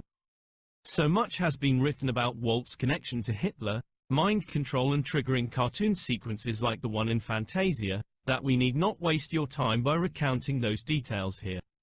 A more recent accusation against Disney was levied by those who complained about Disney's Hocus Pocus, released in September of 2022. By now I am sure you have heard, but if not, I recommend the documentary on Disney mind control done by Jay Myers, which used to be easily found on YouTube before the Great Truth the Purge of 2019 and 2020. Big Bird, Elmo and especially Mickey Mouse may be understood to be male characters by most, but their effeminate undertones are highlighted by their high-pitched voices and unnatural disinterest in growing up or growing old with a wife. This subtle yet powerful message is received in the young brain that watches with a total suspension of reality. They internalize these messages and they eventually play out in the behavior of the child over a gradual period of time. The subliminal pic where Mickey appears to hug Minnie simultaneously shows Mickey embracing a male member when seen from another point of view. Years and years of this programming has helped to soften the boys of today who grew up on these warped examples of dysfunctionally structured families. No wonder Uzi Vert reveres the effeminate, sometimes asexual former rock superstar, Marilyn Manson. And no wonder the rumors about Manson having had a secret past as a child star also does not surprise us. Now we understand why he took the iconic picture of him with the Mouseketeer cap on. It was for more than a check. This was to help push and promote the NWO agenda, and we see the fruit of it today. Not only is fantasy the reality of the world today, but many of the views that once kept the Illuminati's most valuable programming in place are starting to change. People are questioning long-accepted truths and disputing so-called established, scientific fact. Curious minds that may have started off with looking down into the flat Earth are now looking into the stars and the nature of what we know to be outer space. The final fantasy realm is the supposed realm of outer space. The powers that be will fight tooth and nail, as well as bring out all sorts of technology just to help cement the spell of space in these ever-changing and futuristic times.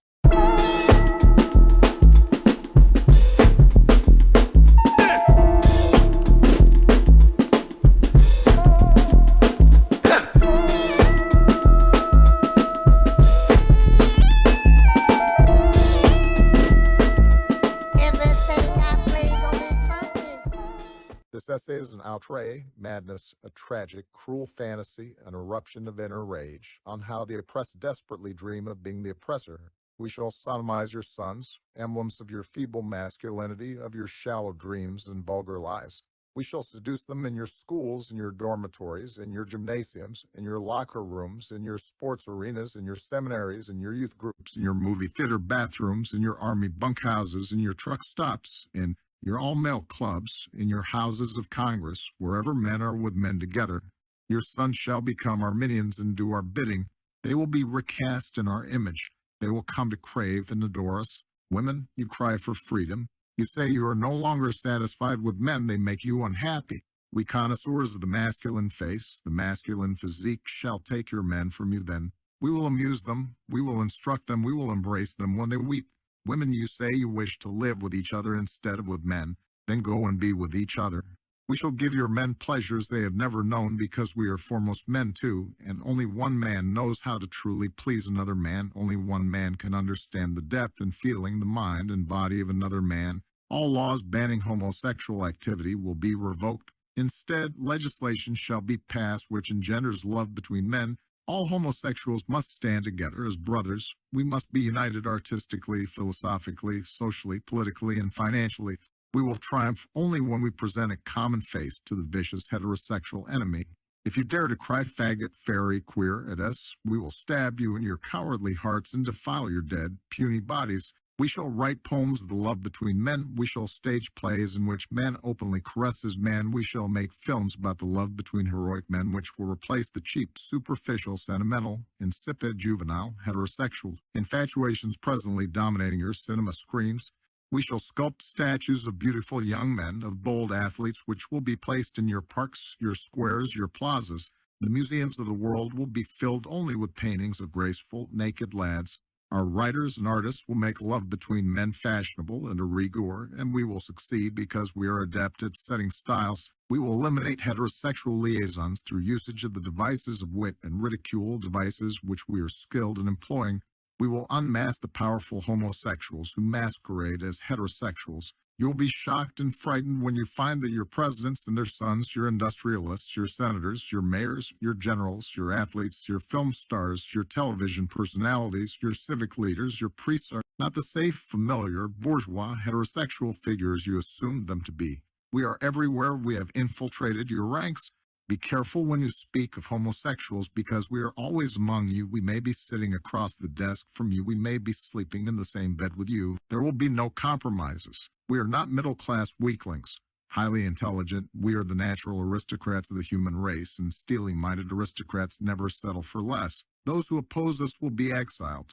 We shall raise vast private armies as Mishima did to defeat you. We shall conquer the world because warriors inspired by and banded together by homosexual love and honor are invincible as were the ancient Greek soldiers. The family unit spawning ground of lies, betrayals, mediocrity, hypocrisy, and violence will be abolished. The family unit, which only dampens imagination and curbs free will, must be eliminated. Perfect boys will be conceived and grown in the genetic laboratory. They will be bonded together in communal setting under the control and instruction of homosexual savants. All churches who condemn us will be closed. Our only gods are handsome young men.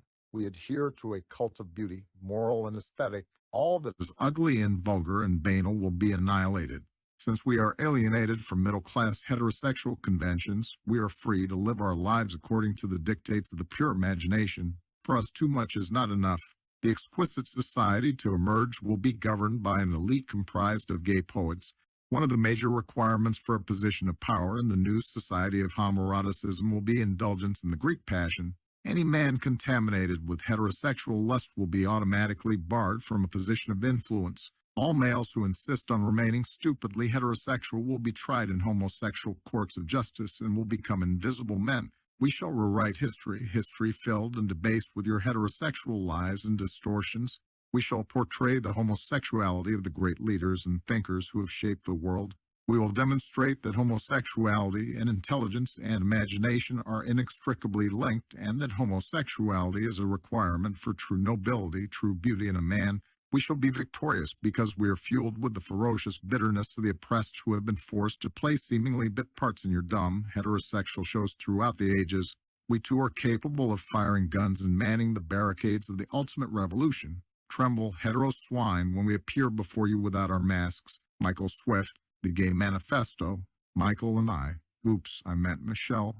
During a staff meeting on Florida's recent enactment of the Parental Rights and Education Bill, an executive producer at Disney said she was advancing a, quote, not at all secret gay agenda, unquote, to insert queerness into children's animation. Latoya Ravno, executive producer for Disney Television Animation, talked about how the studio's treatment of her progressive ideas defied her negative expectations of the company in a video obtained by journalist Christopher Rufo. Instead of vetoing her pitches for LGBTQ-friendly Easter eggs or overt references in her series, Disney gladly accepted and included them, she claimed. In my little pocket of proud family Disney TVA, the showrunners were super welcoming. To my not at all secret gay agenda, she said, maybe it was that way in the past, but I guess something must have happened. And then like all that momentum that I felt, that sense of I don't have to be afraid to have these two characters kiss in the background.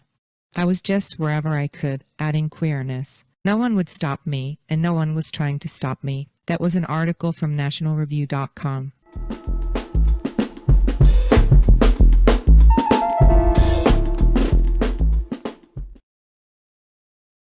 So judging from the pictures and articles that we have seen and heard, it's not really simply just a gay agenda. Nor is it merely about some fantasy idea of being able to be whatever ungodly thing that you can imagine. It's really about corruption. The corruption of this world through Satan. Therefore, what we are seeing is a Luciferian agenda. The deceptiveness, the dark and resentful bitterness, and the demonic wording, no matter what point you may be trying to make, is divisive. The intent feels evil because the spirit behind targeting other people's children, no matter what your agenda, is not only wrong but devilish. Like the biblical devil Baal, these powerful companies are offering up your children as sacrifices in exchange for getting a bag from the God in whom they trust. They have no business or right to influence us to influence our children, let alone to go directly to our children by means of their favorite shows and cartoons. But they do it, so the onus is on us all to create awareness and get people talking. Then people will begin to think about these things. Decisive and clear thought must precede decisive and clear action.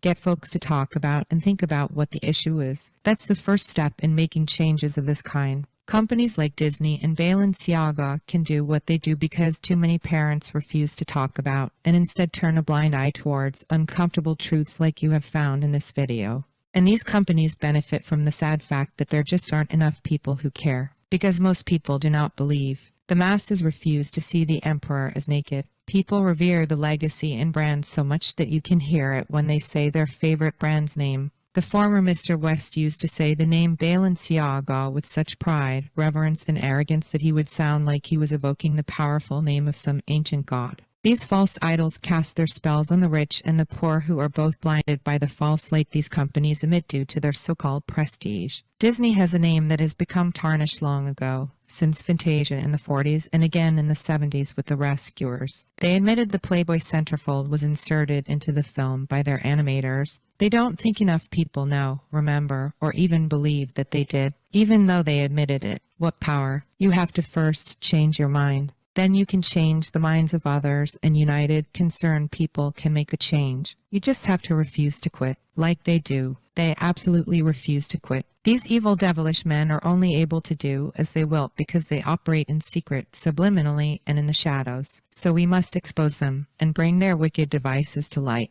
This next reading is an article by Kate Nibbs from December of 2019 and is from the appropriately titled Ringer.com. In these dizzyingly divided times, perhaps the one thing all Americans can agree on at this point is that there are too many freaking streaming services. When Disney announced plans for its own streaming service, which went live November 12, 2009, it entered a very crowded field. So how would the mouse stand out from its competition? One major difference Disney pointed out early on was its decision to stick with family-friendly content, PG, and PG-13 films only. This meant that its superhero options wouldn't include the R-rated films it added to its catalog after acquiring 20th Century Fox, Logan, or Deadpool, or other more adult Fox films for that matter. It also meant that while The Mandalorian was billed as darker, freakier, it probably wouldn't be showing any gore or Baby Yoda cloak a look it up, or don't. But when lines are drawn, it is human nature to seek their edges. Is there truly no adult content on Disney+? What exactly has Disney deemed SFS safe for streaming or banned as too naughty? One must naturally inquire, is there anything even remotely raunchy, ribald, or freaky available on Disney+? I reviewed a few famous urban legends about hidden Disney freakiness. It does still appear like the bishop who weds Ariel and Prince Eric in The Little Mermaid has a hint of a boner during the ceremony. However, during an interview with HuffPost in 2015, animator Tom Cito noted that the questionable bump is meant to be the man's knees. The joke was he's a little man standing on a box and his robes, his big bishop robes, are draped over everything so they're covering his whole body, and people are just seeing what they want to see, Cito said at the time. Suspicious, but okay. And in the end it's a moot point anyway. The Disney Plus version of Little Mermaid doesn't show any of the bishop's body parts, knees or otherwise. Yeah, they removed it, because we all imagined it, right? There's also one legendary, frequently rewound scene in Aladdin in which Aladdin whispers something that sounds an awful lot like good teenagers take off their clothes as he's about to take Jasmine on his magic carpet. I rewound and watched it several times, and it sounds like he's just shooing away Jasmine's tiger. So if Aladdin ever was surreptitiously trying to encourage youthful nudity, he no longer is. Likewise, the Disney Plus version of The Lion King appears to have removed the infamous dust poof that looks like it spells sex in actuality. It's spelled SFX as a very dorky in joke for the special effects team. I watched the scene 5 times, and it just looks like a generic, non-sexual swirl of airborne debris now. Disney had already altered the scene to remove the ambiguous letters back in the early 2000s, so it may have selected the newer version to offer on its streaming service.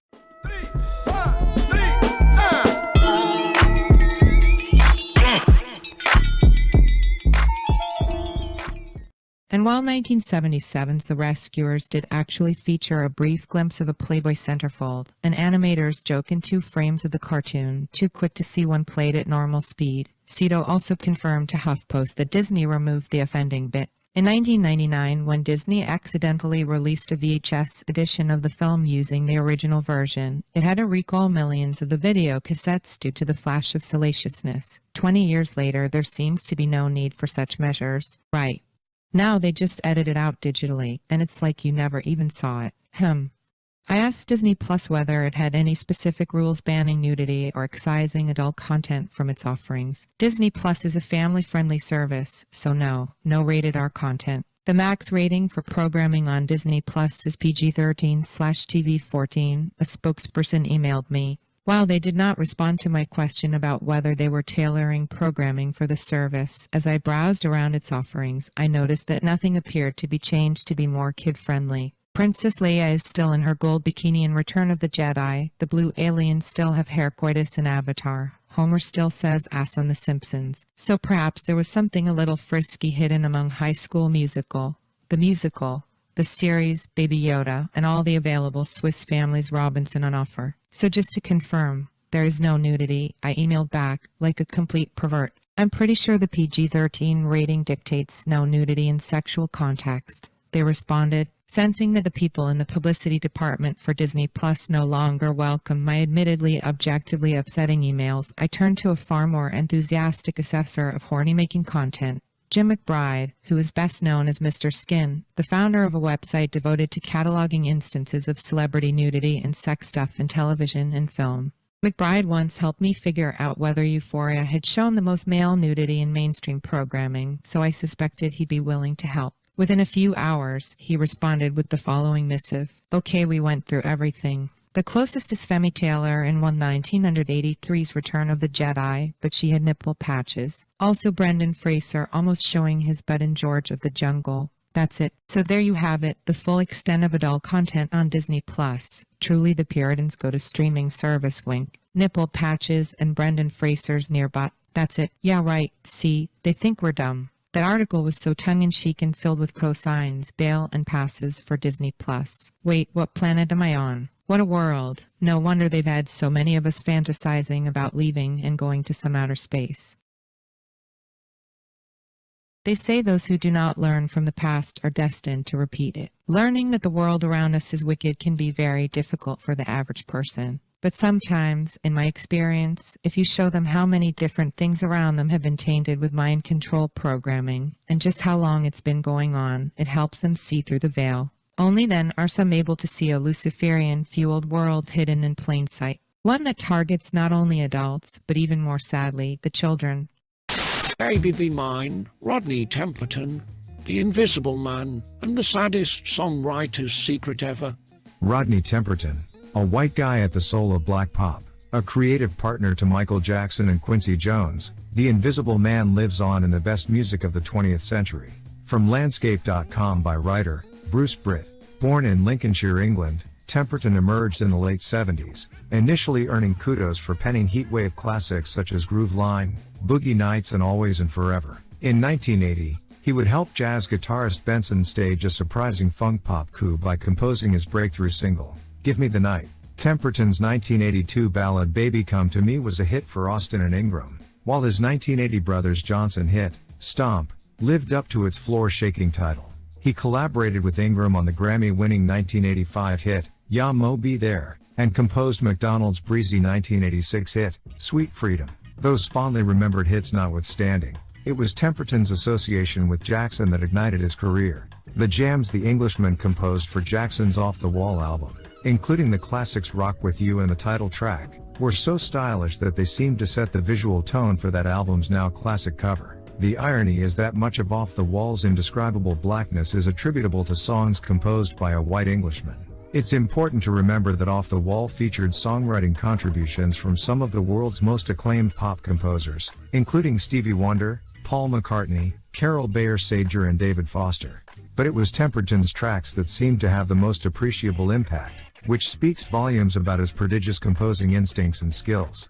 So it was only logical that Quincy Jones and Michael Jackson would invite Temperton to contribute tunes to the album that would eventually become Thriller. Temperton wasn't just a master of musical composition, he was also a first-rate lyricist, as demonstrated on Off the Wall. The song uses partying as a metaphor for asserting oneself in life. Do what you want to do, there ain't no rules, it's up to you. It's time to come alive, and party on, right through the night. In a modern age in which record companies often hedge their bets by recruiting multiple hit composers for a single song, Temperton's lone command of rhythm, melody and lyrics today seems more impressive than ever. Off the Wall was not only the solo breakthrough Jackson craved, it also kicked Temperton's career into hyperdrive. So it was only logical that Jones and Jackson would invite Temperton to contribute tunes to the album that would eventually become Thriller. As with Off the Wall, Temperton came up with 3 tunes, including Baby Be Mine, a feel-good funk track smooth enough to pass for an off-the-wall outtake. Temperton's Come Hither slow jam, The Lady in My Life, treaded close to Barry White turf. But perhaps more than any other Temperton song, it was Thriller that most assertively seized the world's imagination. Like most Temperton jams, Thriller showcases a surging bass line that rides the rhythm as deftly as a shark negotiating a rip current. Atop its pulsating beat is a haunting, shadowy melody that lends the song its horror movie authenticity. Indeed, Thriller was so amenable to film adaptation that it spawned the famous short film many folks consider the best music video of all time.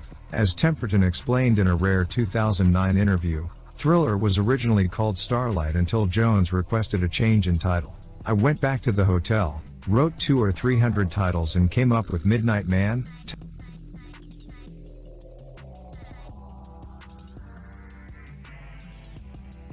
Temperton said. The next morning, I woke up and I just said this word. Something in my head just said, this is the title. You could visualize it at the top of the Billboard charts. You could see the merchandising for this one word, how it jumped off the page as Thriller. For all intents and purposes, Thriller would spell the end of Motown-era Jackson, the boyish vaudevillian with a swing-era penchant for crowd-pleasing.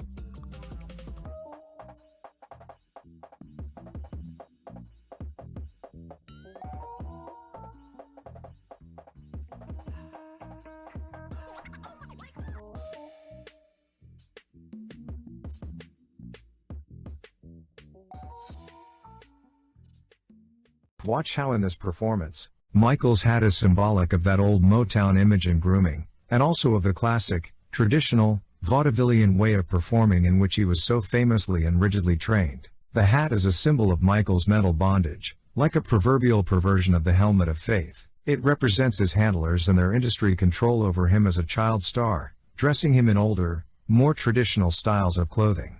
He casts aside the hat as a symbol of the old-school fashion and training given to him by his adult handlers, as well as their parental and religious control over him. And he looks at the hat, to confirm its significance, and then, he flippantly flings it aside, artistically taking control, and affirming his Crowley-influenced new liberty, grabbing his crotch with the devil's horn sign, symbolizing that he is owning his perversion as a part of his mistaken liberation, just as Aleister Crowley deceptively taught. Remember how former Witch and Zodiac Records affiliate, John Todd, of the infamous Collins bloodline, reported that all top music producers must become witches. Then of course, there is the songwriter's secret. As infamous and prolific as Rodney Temperton and Quincy Jones both were in the writing and composing departments, it would stand to reason that they both knew the ancient black craft. Crowley was a huge influence on legendary musicians such as the Beatles, who displayed their reverence for the 18th century occultist and Illuminati influencer on the back of the cover of their iconic album, Sgt. Pepper's Lonely Hearts Club Band.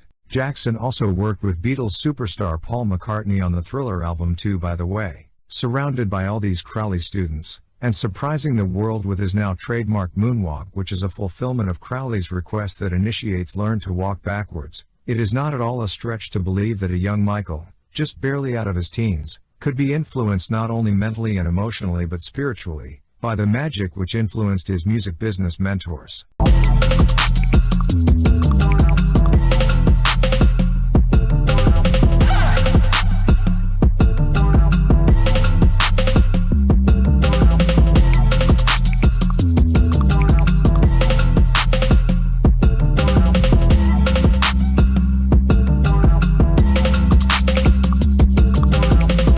Seizing almost total control of his creative career, the dynamic singer would part ways with Jones and Temperton. Without their mellowing influence, Jackson's music became edgier, angrier, more paranoid. Eventually, the lyric from Off the Wall, "Let the madness in the music get to you," seemed less like musical poesy and more like prophecy. Jackson reveled in the spotlight that Thriller afforded him. Temperton evaded it. But though they approached success differently, this odd couple couldn't have been more compatible musically. Their brief collaboration helped rescue the music industry while creating the finger-popping soundtrack for a generation. In the end, that's probably what most of us will remember most about the King of Pop and the Invisible Man.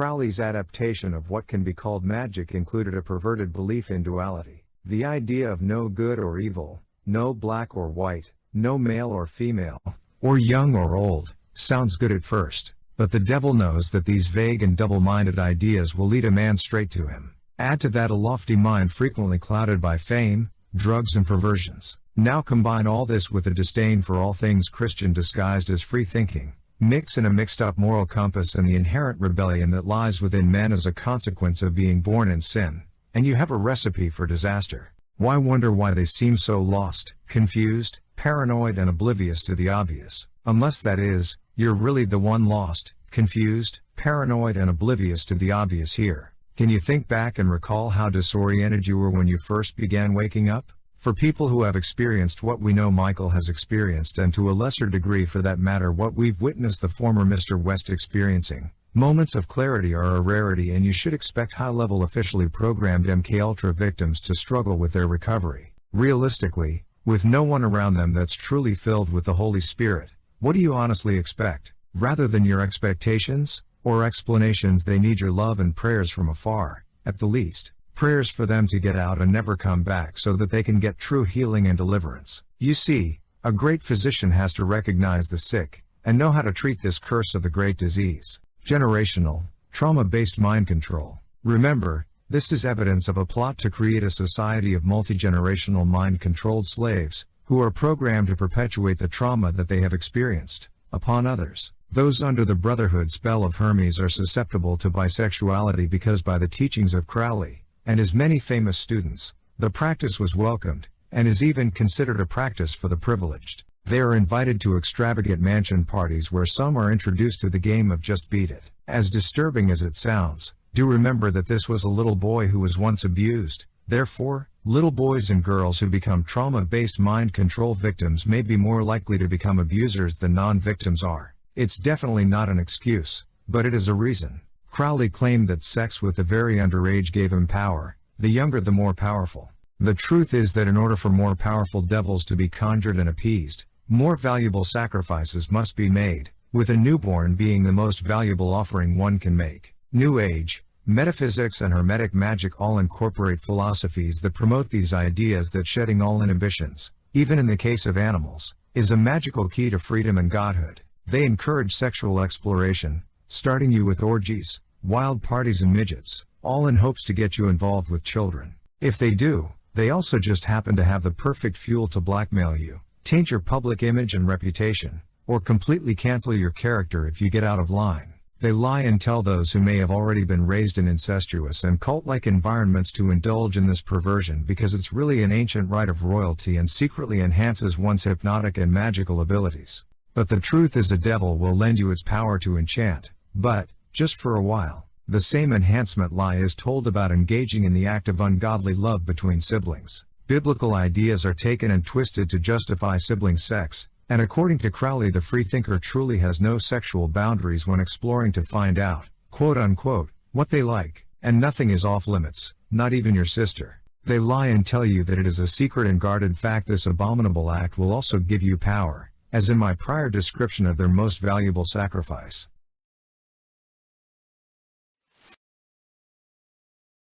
Some believe that not all creatures were created equal. There are texts which suggest the idea that the genetic manipulation explained in Genesis 6 included the manipulation of the genes of plants, animals and maybe even rocks. Could it be that these animals, insects and plants, which are considered abominable by the law of the Most High, are described that way because of their own tainted genetics? Consider that in witchcraft, spiders are revered and welcomed as bringers of omens. Infamous occultist and conjurer, Aleister Crowley, who once admitted that he had quote buggered and then snapped the necks of over 100 young boys in 1 year, explained that the sight of a spider is the apprentice magician's first true sign of success in constructing the so-called sacred circle. This circle is like a spider's web. One thing that this author of the Book of Lies did not hide is the nature of the circle itself. It is not for protection. The circle is actually a portal to the realm of demons. It is a gateway.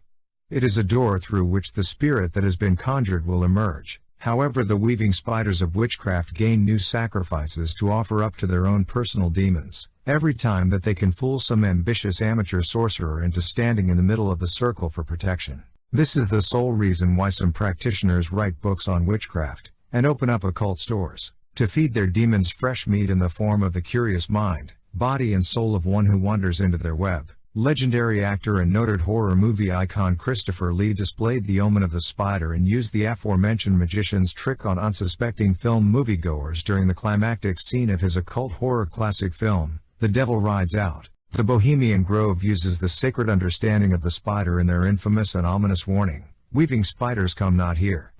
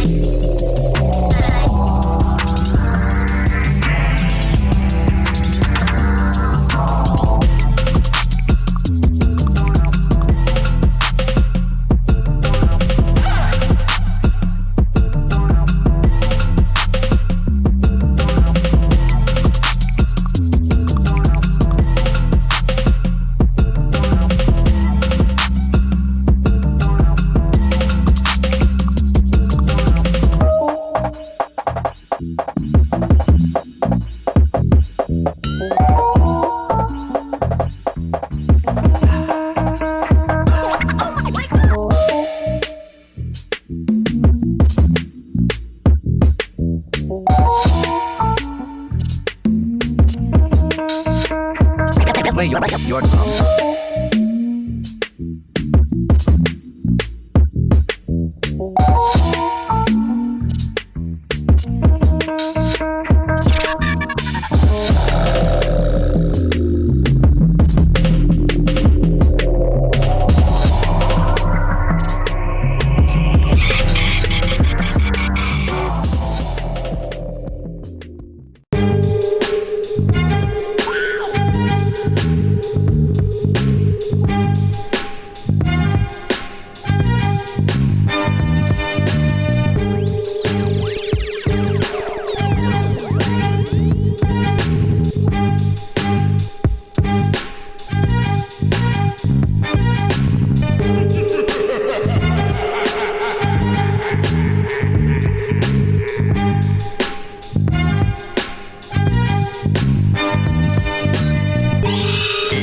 What's the world coming to?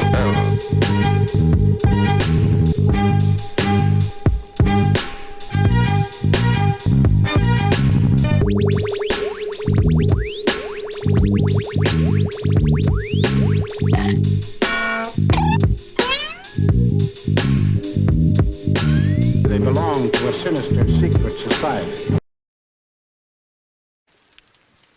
But I tell you true. I tell you secret. Secret of Invoca. Long before. Invoca, not like now. Invoca. Pueblo de Cristo. Town of God.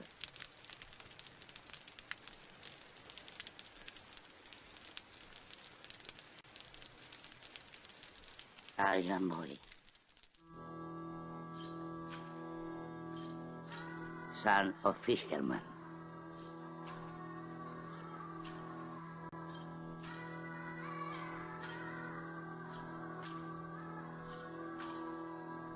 But no fish innocent. So we pray.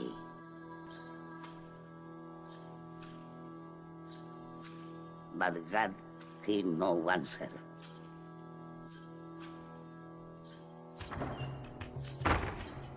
Then come Capitan Campar.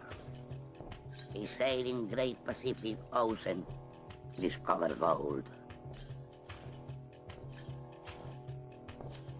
He say, people fools, pray to God, who no answer prayer. He say, he know God, who bring fish and more. Fish say, no.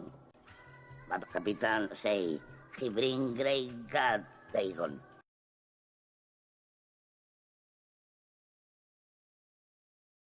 To Invoca.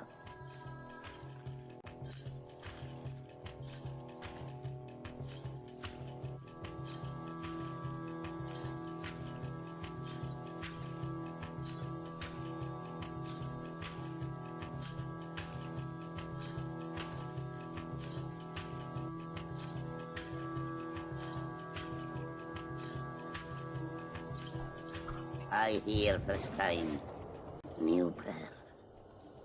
Ia, atempleofthetrueryahshua. I wish I never hear.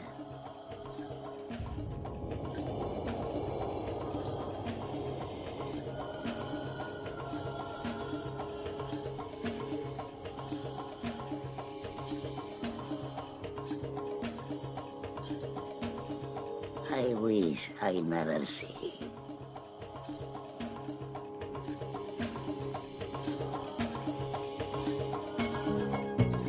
Soon, in Boca Rich, there is much fish and much gold.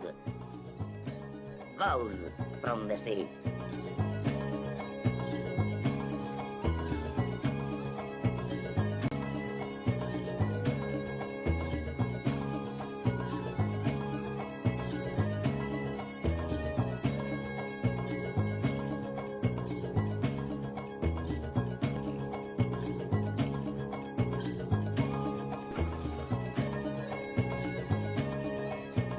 People go against God. No worship Christo.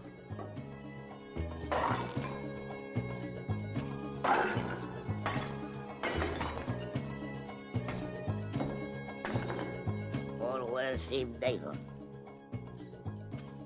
Or die.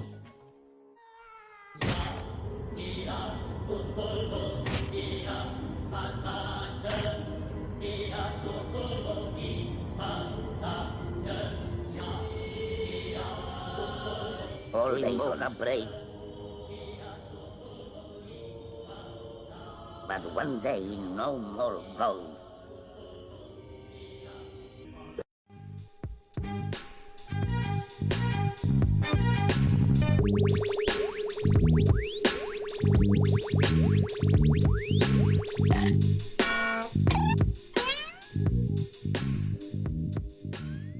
Dagon one sacrifice.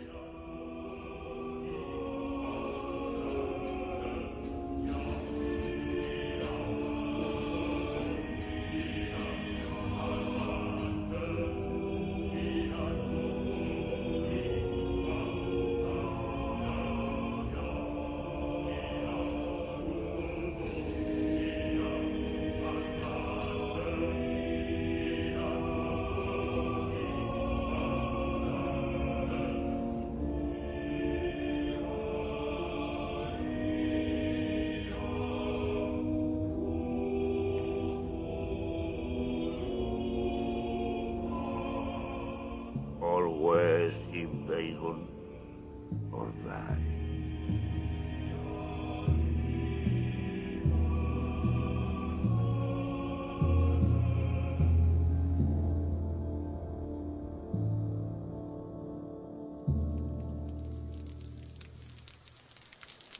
To a sinister secret society. Their symbol was a black dragon.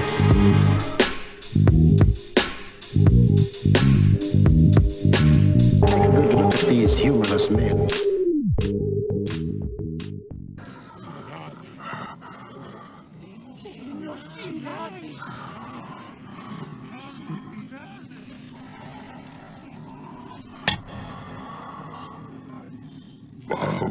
Sì, pai, sì. I look for you. Dream. You never.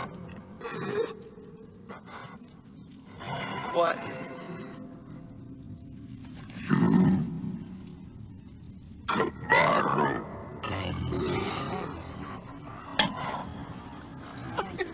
I'm Marsh. No, your mother married Xavier. She still. Once he was here in Boca. Outsiders. Your mother. No! Oh. I think I never see you again.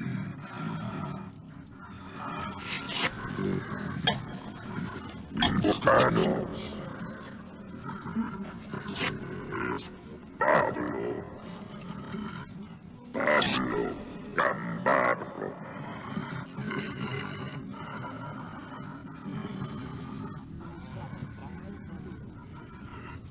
los sinais.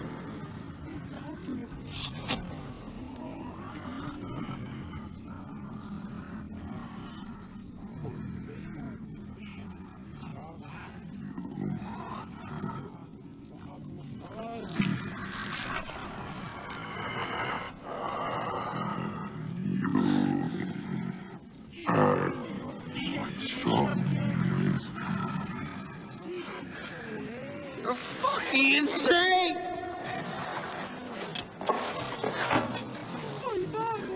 Pablo, it is your destiny. You stay away! I'll kill you all! I'll burn this fucking down to the ground!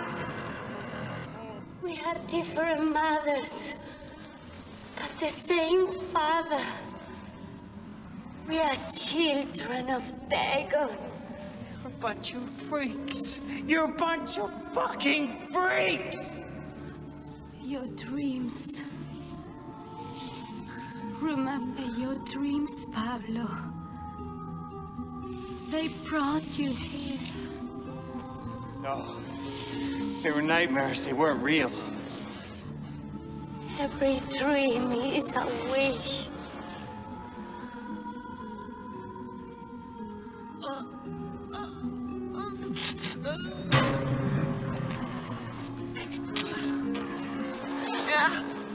Somebody help me! What's happening to me? You are my brother. You will be my lover. Forever.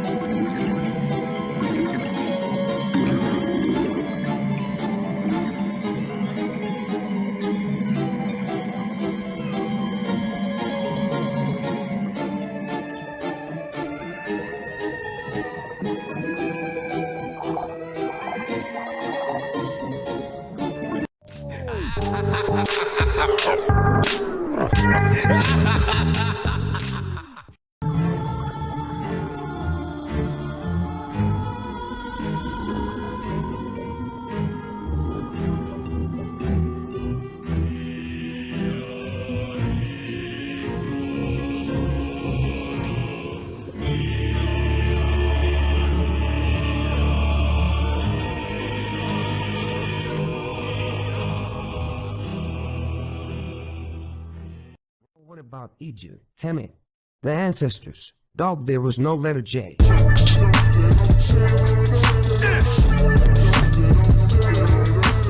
Media would write correctly.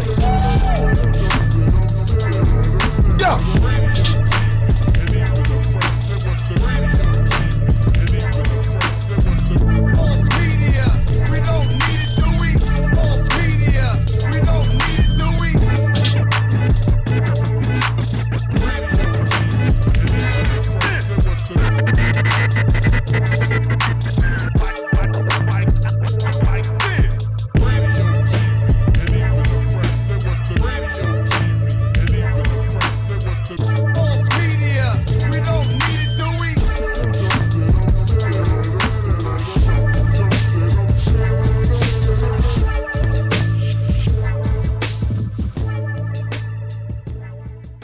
The initiates are encouraged to let themselves go, lose themselves, release their inhibitions, and so on. You hear this in hundreds of songs. The witches and magicians in the music business operate with a faith that you will gradually begin to believe in, and live like, these Lucifer-inspired false doctrines of men. So many of them simply rework Crowley's do as thou wilt in both clever and not so clever ways. The men in these dark secret satanic circles are ministers of Satan's twisted word, and they appoint and anoint entertainers to be his preachers of the unholy book of lies. They have many followers. Don't be a follower, and for the love of God don't let your children be. And since when did parents begin referring to their own human children as kids? Huh? Kids are baby goats for the slaughter.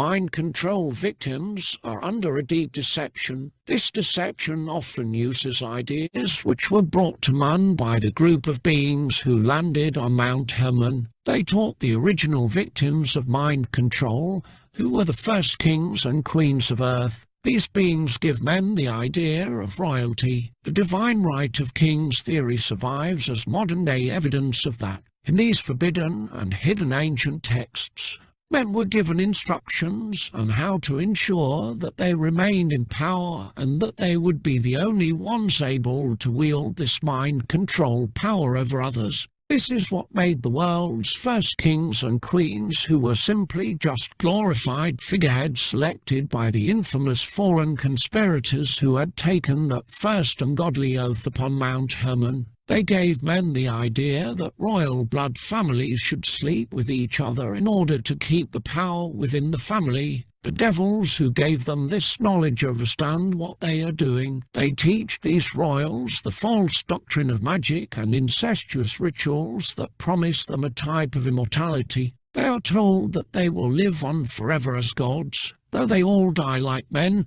perverting the idea of being a royal priesthood as well as completely distorting the meaning of Psalms 82 and 6 and John 10 verse 34. The conspirators from atop Hermon, who provided the first false gods and goddesses of the ancient world, actually taught royalty how to pass this mind control through their bloodline, which will allow for devils to always have access to men and women in power by way of these same bloodlines. This idea is reflected in Scripture. The prophet Samuel was saddened that the people wanted a king. It also displeased God that Israel desired to have a man as king.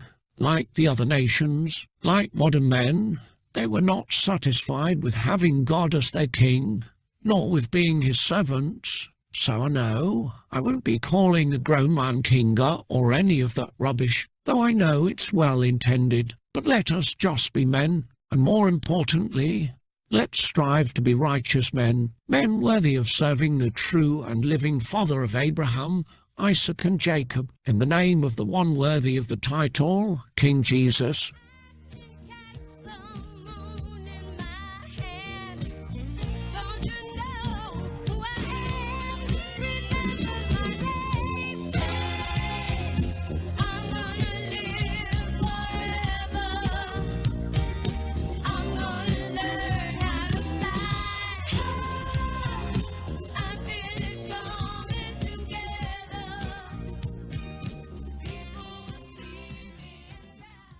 Five things spotted in one of the Balenciaga campaign photos. A child's drawing of the devil. A random black hood perfectly placed and tie, resembling a satanic cult.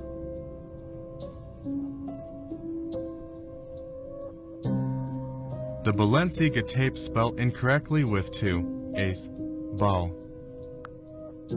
A fertility deity god. Even the trainers look like the devil staring you in the face. Note the candle on the opposite side to the hood. Lastly, one of the dolls with a padlock round its neck. Coincidence?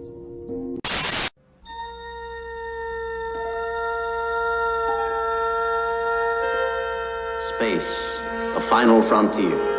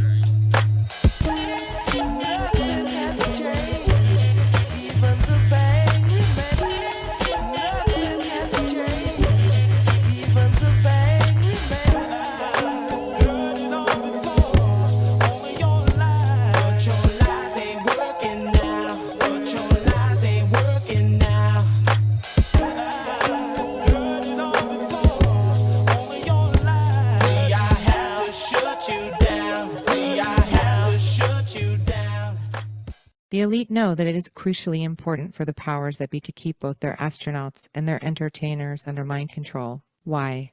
Because all it takes is one absent-minded quip, and the whole ball of yarn can unravel, making quite a mess for the Brotherhood's spokespersons and mouthpieces to try to clean up. Both stars and those whom we are told travel the stars must remain under strict behavior modification programming, as these are the individuals that the NWO count on to keep both you and I entranced by special effect trickery, clever computer-generated illusions, and special effects-filled science fiction fantasy. She's the woman at the center of the notorious astronaut love triangle that shocked the nation. I do still have anxiety. I do still look over my shoulder a lot. In 2007, Colleen Shipman was attacked with pepper spray in the airport parking lot in Orlando. Her assailant was somebody you'd never expect, an American hero, a female astronaut, Lisa Nowak. I feel like the whole program's back on track. Nowak drove 900 miles from Houston to Orlando, wearing adult diapers, so she wouldn't have to pull over for bathroom breaks. 14 hours in all. NASA astronauts are absolutely stunned over the arrest of one of their colleagues. The story was so sensational, it became a ripped from the headlines plot on Law & Order: Criminal Intent. You've got astronaut diapers. The motive? Nowak was going through a bad breakup with another NASA astronaut, space shuttle pilot Bill O'Fallon, who was now dating Colleen Shipman. Nowak wanted to get her love rival out of the picture. But whatever happened to Colleen Shipman 10 years after she was attacked? Our Victoria Racano traveled to Alaska, where Colleen settled into a new life. She's still coping with the trauma of what happened. It was absolutely debilitating. I didn't leave the house for a 6-month period at one point. Do you live in fear? To this day, I'm always armed. I am armed all the time, 24/7. In this surveillance video, you can see astronaut Lisa Nowak pacing the terminal in Orlando, disguised in a hat, wig, gloves, and glasses. Then you see Colleen wearing a blue backpack. Nowak follows her down the escalator, then out the terminal to the parking lot, where she pepper sprays Colleen. The disgraced astronaut pled guilty and was sentenced to just 2 days in jail and a year of probation. Her days in space were over. NASA fired her. The crime continues to haunt Colleen, even in her new life in Alaska. If somebody were to sneak up on me, I jump out of my skin, and I can't help it. But even a story as remarkable as this has a happy ending. Colleen got married. And her husband? Yep, it's Bill O'Fallon, the pilot at the center of the love triangle, who walked down the aisle in an astronaut flight suit, while Colleen wore a traditional gown. I call him the best husband ever, because he is, and I tell him every day. He makes me laugh every day. They now have a 4-year-old son, and Colleen has just published her first novel, Eerie, using the pen name C.M. McCoy. She says writing has helped her close that dark chapter from her past. Are you at peace now? I'm not saying I'm happy that happened, but I like where I am right now.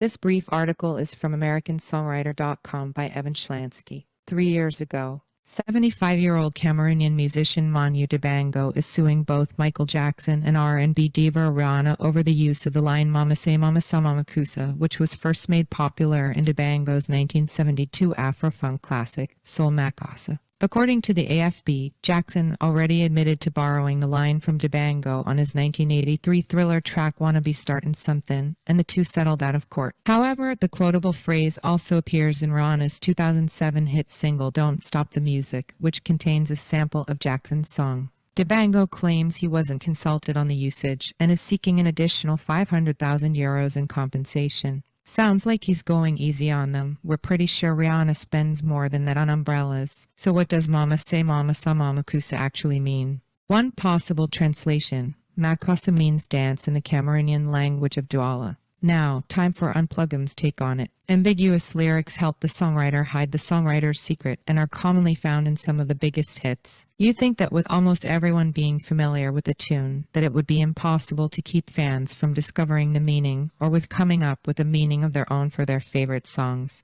Artists and their handlers also craft crazy origin stories to keep us from understanding how so many songs come to be, quote, written. Many songs are channeled from the spirit realm, like Good Fight Ministries has shown and proven in the documentary titled They Sold Their Souls for Rock and Roll. But remember that many of the most celebrated entertainers started off as children in a program, and so many of those children were made against their wills to experience ritual abuse and trauma in order to pass on those same ideas of abuse and trauma to the millions of young fans who adore them. In Kathy's book, Transformation of America, she describes how abusers mock, ridicule, and attempt to shame the victim, especially during sexual abuse. This is to break the will and self-esteem of the artist in a way not unlike the military in its objective. They want to destroy you and speak these word curses over you so they can remake and transform you into a mind-controlled slave who will do as you are told. Now let's look at Wanna Be Starting Something and the odd debut hit that introduced most to Doja Cat, her curiously titled I'm a Cow, in which for the chorus she repeatedly says, "Bitch, I'm a cow." While the meaning of the African chanting lyrics in Wanna Be Startin' Something are in question, another group of lyrics in the song actually deserve our attention for the subjects presented in this video. Michael, who is credited for writing this song, as opposed to Baby Be Mine, which was written by Rodney Temperton, clearly says something totally out of context, it seems, to the rest of the song. But taking into account the context that we've just described, this is obviously a worker's self-esteem breaking mantra that someone undoubtedly drilled into him to help turn him into a puppet, a vegetable for his Crowley-inspired handlers. You're a vegetable. You're a vegetable. Still they hate you. You're a vegetable. You're just a buffet. You're just a buffet. You're a vegetable. You're a vegetable. Oh. All praise to the Most High for revelation knowledge. Unplug 'em.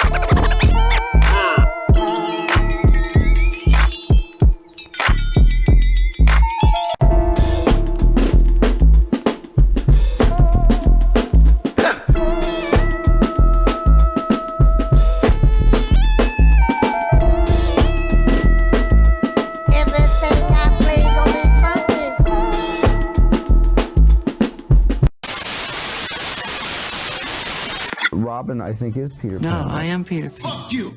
You know what I'm saying? I don't give a fuck who, because you can't shoot nobody anyway. And the reason why you got to talk is because you did a deal, you fucking fed. You know what I'm saying? That's why you got to come at me, because part of the deal for you to be a do all that and get out of jail is that you promise that you're going to go pull my co-car. So y'all niggas shut the fuck up about me. Now let me say it calm. You niggas shut the fuck up about Michael. Right. I'm Michael now. We found out that my trainer was a MK Ultra Canadian intelligence. He worked in the defense research and development in the Canadian military, essentially working on PSYOPs in the Canadian military. This is Harley Pasternak. Yeah, what I'm saying is, look, they tried to medicate me. I was exhausted. They wrongly diagnosed me, and they when I asked them how much lithium did you want to put me on exactly? It took them 4 days to answer because they were embarrassed about the amount, right? And I refused to take this, right? You understand that if I had taken the medication, I would not be here, and it would have been, he was deeply troubled. We miss him. We love his music, though. Well, they would have Britney Spears you. I mean, look at they would have Michael Jackson or worse, yeah. Stage, the amount of training we had, you know, Sidney Poitier, I was very fortunate. In fact, he came to no, I talked to him before that, but I think it was when he came to Soldier's Play. And he said, "You're good." Oh, wow. Yeah, and wow. I got a part in a movie in 1986.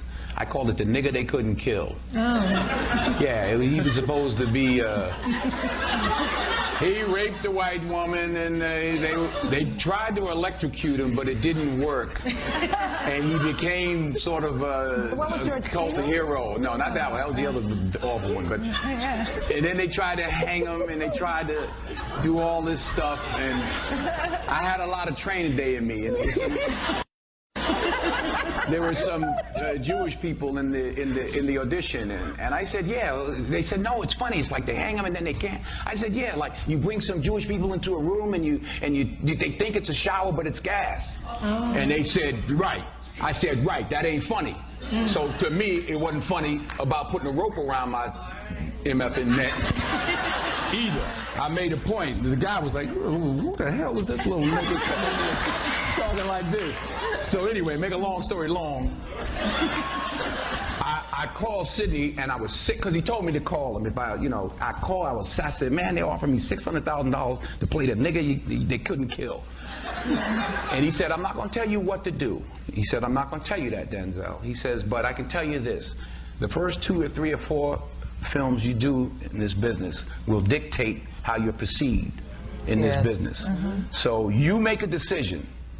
You know, he didn't tell me what to do, and I'll give him credit for that. And I turned it down, and 6 months later, I got Cry Freedom and got an Oscar nomination. So it could have gone an entirely, you know, you never know. Mm-hmm. It could have gone, my whole career could have gone an entirely different way. Well, in a different way. Okay, yeah. Miss Davis? And all the Jewish people now, just making a point. But I was dead serious about that, because they were laughing. Like, oh no, it's funny, they electrocute him, and then I could just see the poster with me with a rope around my neck. You know, I just had dreams about it, like. I have a question.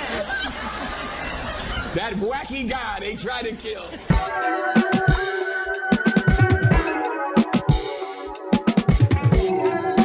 Someone from the old school with a good sense of honor.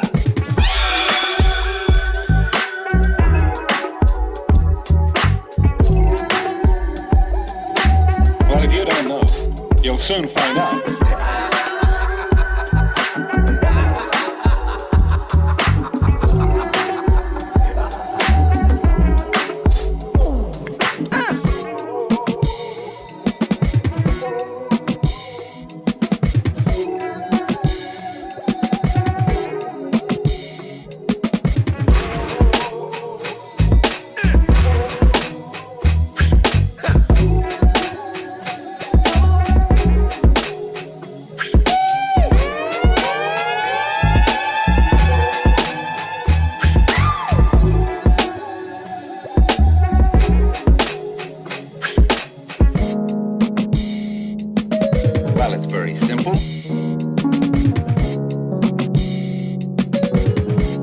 Your head.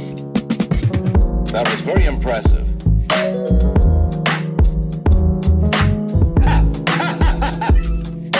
All right, come with me.